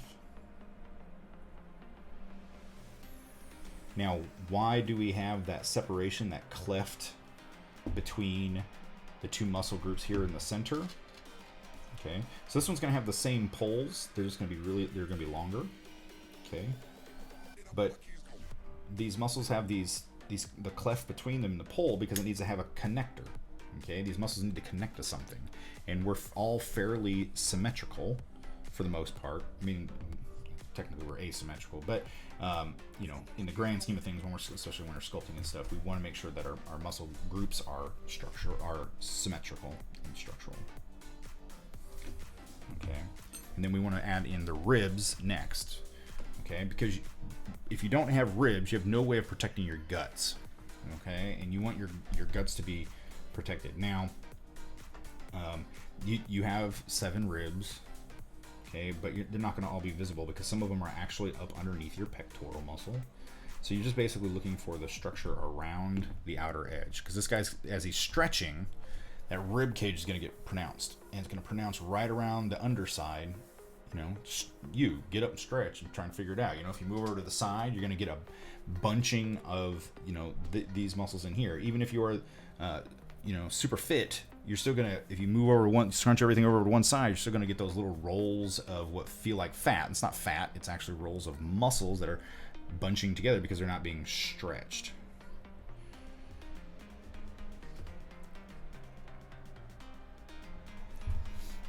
Okay, so we're going to have those 2 groups of muscles there. Now, these don't need to be nearly as pronounced as the pectoral muscles.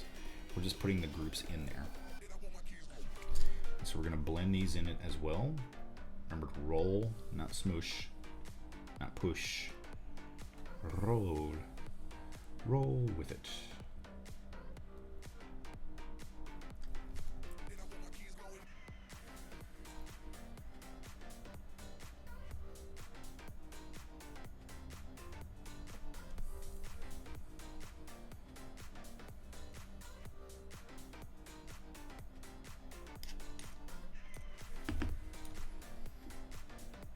Okay, now if we wanted to, we could come in here and we could add in like the differentiation between some of the other ribs. I mean, depending on how super our super is.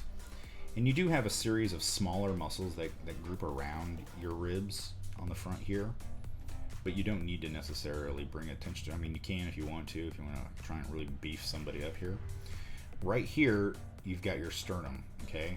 Now, your sternum is actually like a zigzag pattern. There's this piece of cartilage that floats in here. Kind of like that. Oh, you can't see it. Kind of runs like that up the center of your rib connections here. Okay, and it's what holds all your ribs together. So when you break a rib, this typically here or on the ends here that you break it. And it's when you try to breathe, because this is what's holding it together. If you break that, it hurts a lot to try and breathe through that. Now, you can feel it. If you feel your sternum, you can feel that there's this little indent, okay, and then you get this little bulge. Okay, that's your sternum. That's the end of it, and then your ribs kind of come up and down. So it's kind of like a widow's peak. All right, that bit of your sternum there, okay, is the uncomfortable, but you don't want to get hit there. All right, but then your ab muscles start underneath that. Okay, because that's where all your good ab muscles in. So that there's that first one that everybody, you know, that it looks like that, like a teardrop, but it's got a, there you go, kind of like that on each side. That's where that's going to start. So it's right underneath your sternum. So you're going to have that first one kind of like a triangle. All right, it's also one of the hardest ones to get to work, get like super contracted, to like bulk it up, because it's such a tiny isolated area to work there. But I can go in here and we can just kind of smooth this out a little bit.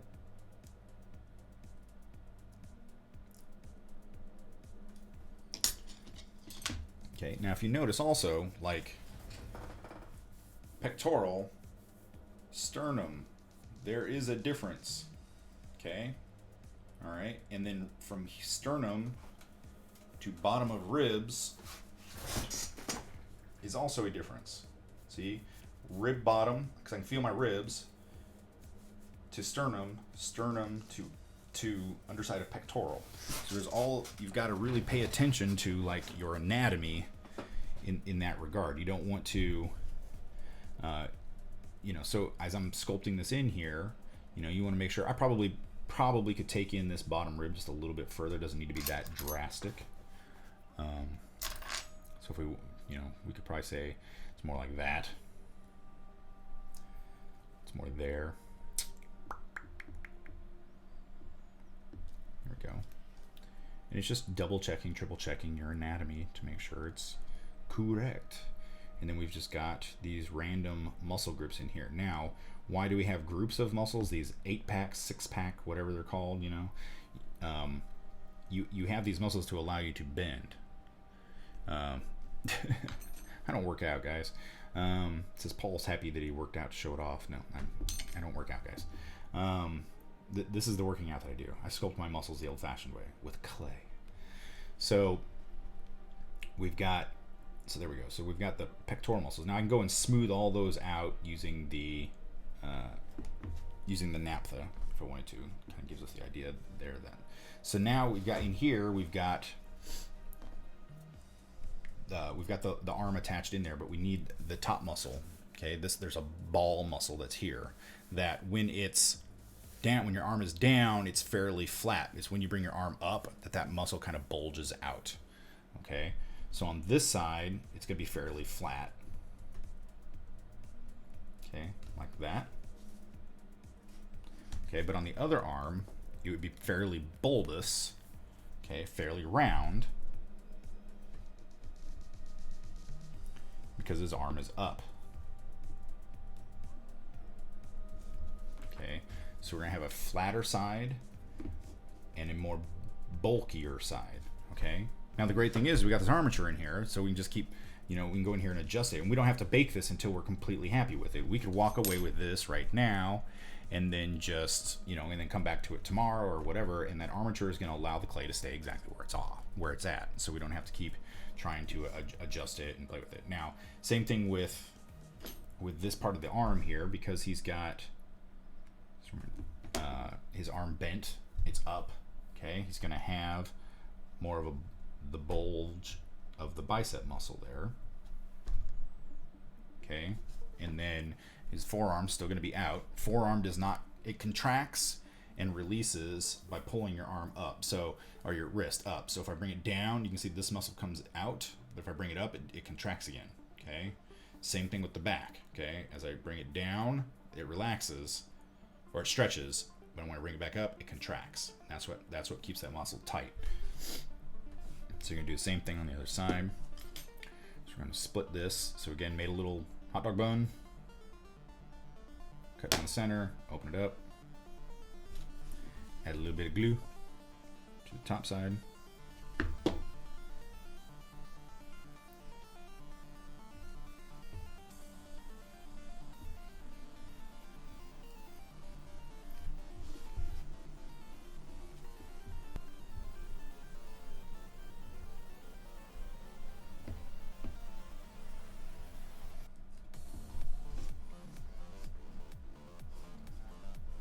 Okay, so even though I'm not, and then we can work on the trapezius muscles here if we wanted to. We can add to, and if you notice, I have not been blending hardly anything yet. I'm just kind of laying it in here. Okay, but you can also tell what it is, just because, you know, putting the muscles where they need to be, and they're accurate, you know, shows you like what it needs to look like. Okay, now looking at this really beefy dude, it looks like he has not been to the gym on the lower half forever. So we can actually come in here and beef all that back up. I mean, that's the great thing about this and we can always add more layers and more clay to the outside. There's no wrong way to do it. We know that the height and proportion is perfect because we did an armature that we marked out where all the joints need to be. Those joints aren't going to change. If we made this guy really skinny, not bulky at all, not really beefy, the armature would be perfect as well. We could take this guy and go the opposite direction. Instead of being really ripped, he could be really unfit. He could be fat. Okay? The muscular structure is not going to change. It's the material on the outside that grows and alters. So to take this guy from being, like the Tick or the Hulk, to being the Blob, which is also a Marvel character in case anybody's wondering, is just a matter of adjusting how the body is laid out. Okay? Your armature is 90% of how to make sure that your body is the body is correct, because if your skeleton isn't right, you're gonna have a messed up figure. Okay? And whether that figure is animal or man or whatever, even an alien that you make, if your skeletal structure is off, it looks off. Like, how does that work? And you can see it just by looking at the structure of it. No matter how good of a sculptor you are on the outside, if your armature and your skeletal structure is off, something's always going to be off with the figure. It's not going to look right. Okay. See, now adding a little bit more bulk to the outside of his thighs really helps with making this guy look like he's not skipped out on all of his workouts on leg day. He just doesn't like to walk around with jello legs. I get that, but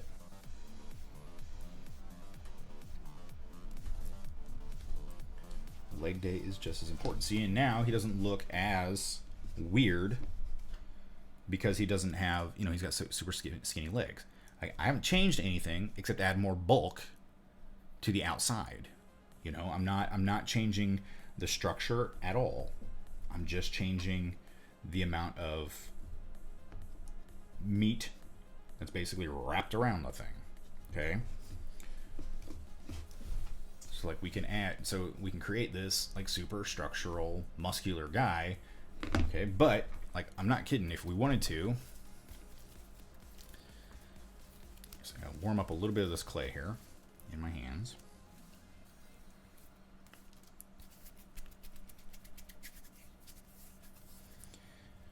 See, even pros like me, you've got to condition your clay. I mean, that's most of how to get the best out of this material that you need.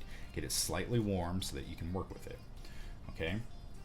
It's the same thing here if we wanted to make this guy larger. Okay? You just got to know what's happening. These muscles start to relax. Okay? And you start to build up a layer of fat on the outside, if not the inside. So what it would do is does it change your rib size? No. Okay, your ribs stay the same size. Okay, it's just stuff coming around the outside. You can add fat to the outside of your ribs, but your ribs don't change shape. Okay, they stay. You don't, just because you're getting bigger doesn't mean that your ribs are expanding as well. It's not how it works. Okay, so as you're getting bigger, it's just more mass on the outside of the skeleton. Okay, so if we wanted to, we could come in here, maybe not that much. There we go. And add in, he could be like Captain Beergut, and then we just add in underneath the ribs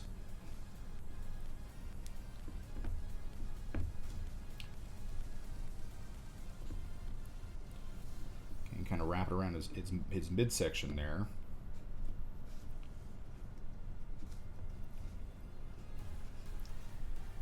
And see, it's the same thing. I mean, it's the structure. The skeleton of the structure stays the same. Okay? It's just what happens to the meat on the outside of your structure on the skeleton. Okay, so it doesn't matter if you're trying to make a thin person or a thick person, thin person or a thick person, thin person or or a larger person. It doesn't matter. It all comes down to the structure, the armature. That's the important part. Okay, so hopefully you guys are getting that as a takeaway from here. Now we know on this arm here I haven't permanently attached it in there. I can still, it's still wobbly. I can still pull it out and push it back in. Now if I was to like go to this step where I'm going to, you know, start to sculpt on the arm, I'm happy with how the body structure, so like I'm happy with how all this looks, okay, and I've got this all sculpted the way I want, and then I want to permanently mount this. What I would do is I would add some glue to this to put it in here. If I was going to mold it and cast it, I would end up making it so that seam, I'd carve that seam, you know, cut that seam perfect. So I'd say, okay, well I know that deltoid, I believe is what it's called. Can't remember the name of that muscle structure, but I know where that's at.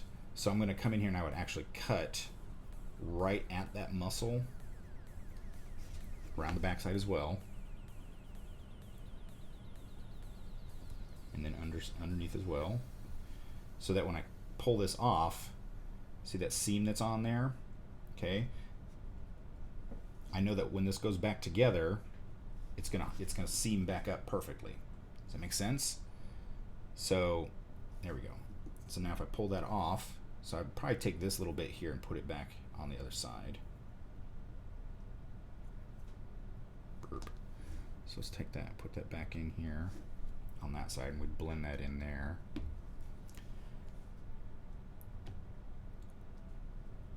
See how that locks back in there? Now, once you do this cut, don't mess with that, don't mess with that, okay?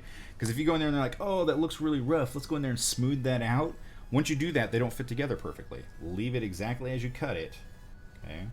So then when you go to push it back together, that's the important part, to make sure that it goes together correctly, okay? I say okay a lot in these things. So there we are.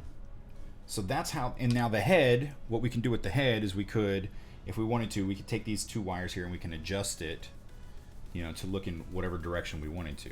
But we can add the head, and we know approximately the size the head needs to be, you know, probably a little bit big there, because we have the drawing here, right? There we go. So if I know that's the size of my head,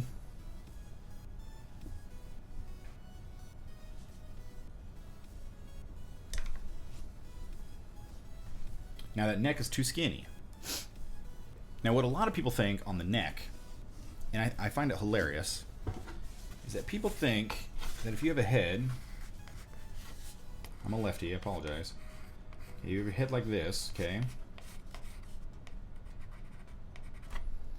Most people think that the neck is like that. It is not. Okay? Your head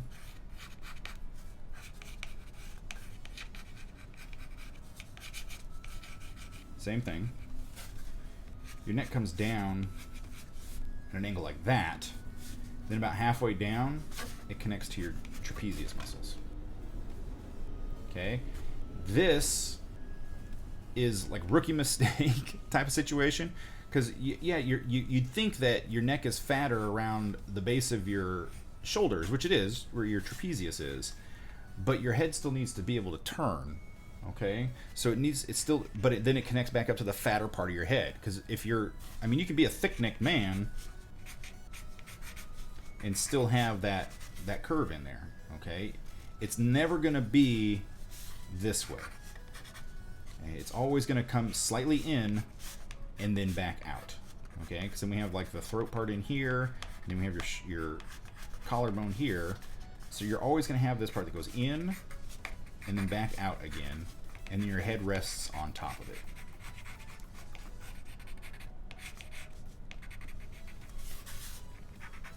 Okay, so when you're sculpting your head, you know, I've got a tiny little neck here. That's true. So we'd have to bulk that up.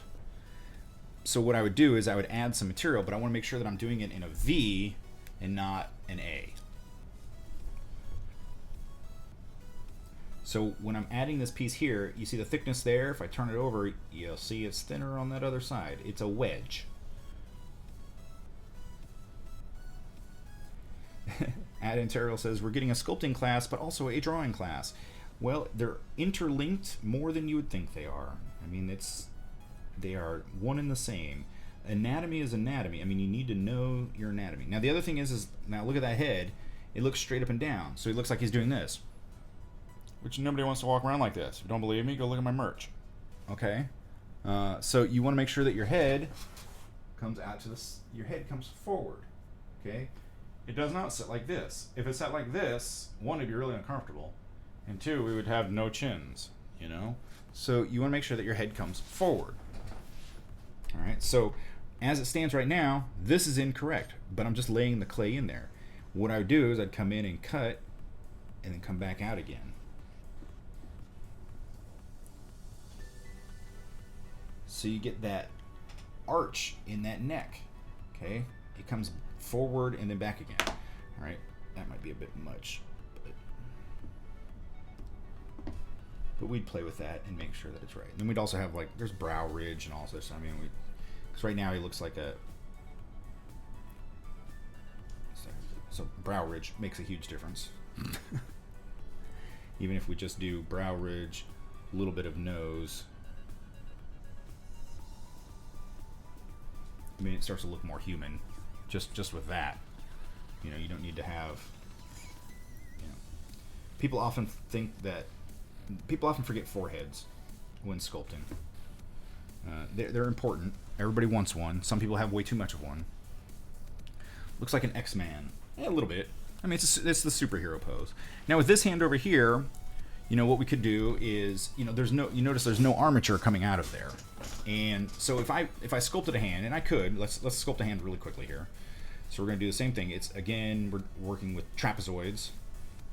Okay, so we have one trapezoid, and then I'm going to push, pull, and then we got the hand here, trapezoids, okay? So we know it's that way, because if I do this, stop in the name of love, the L, you know, thumb's always towards the center, guys, okay? If I'm doing this, if I'm turn my hand this way, thumbs out, so it's, yeah. So if we want to do, we could put it like that, all right?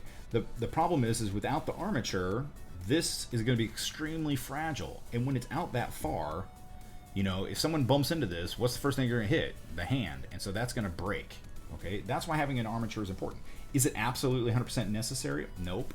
You know, I've done some sculptures where I don't put that in there. The other problem is when you're trying to do hands and with no armature in there, most of your fingers have to be glued together, and so you don't get as nice of a sculpt out of it. He's also got the world's fattest pinky finger.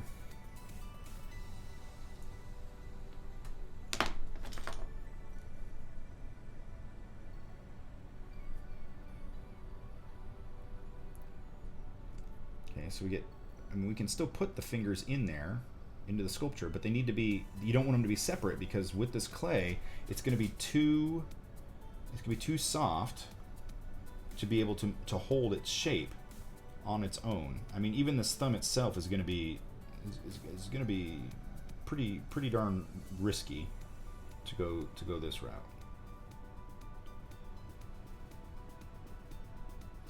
We can still put all of our crease lines in here though.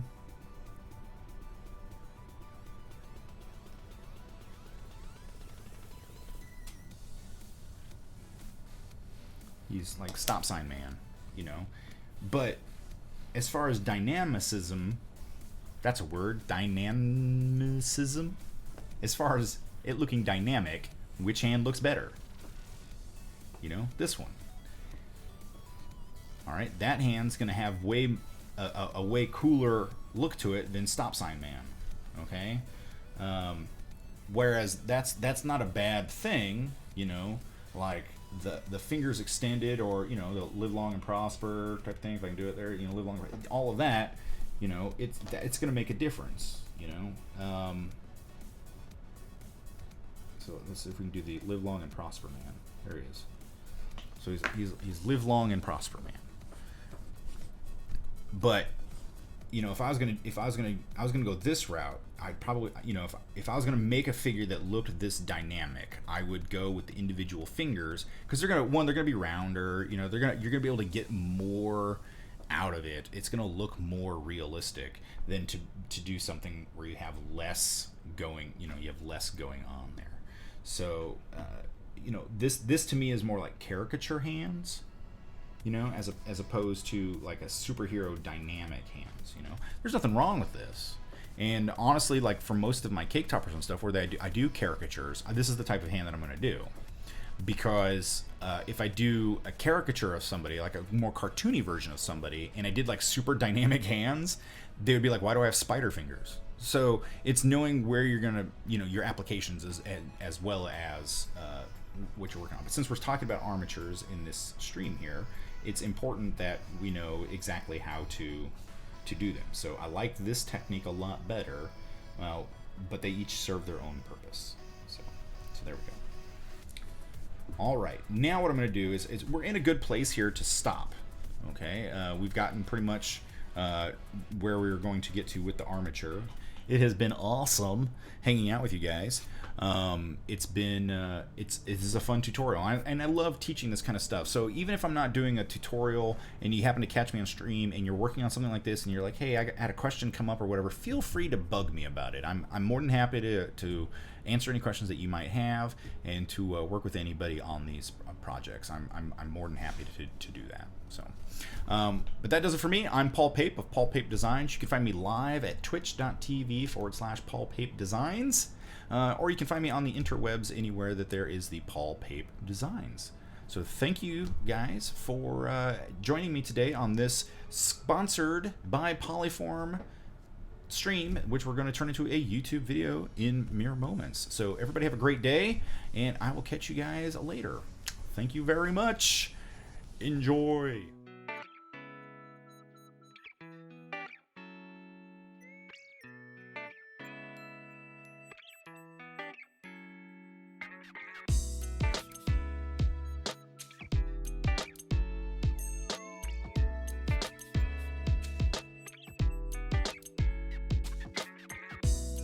Objects sitting around my house to create those loops. In this instance, I'm going to use, I threw that clear across the room. We'll clip that for later. Let me go grab that.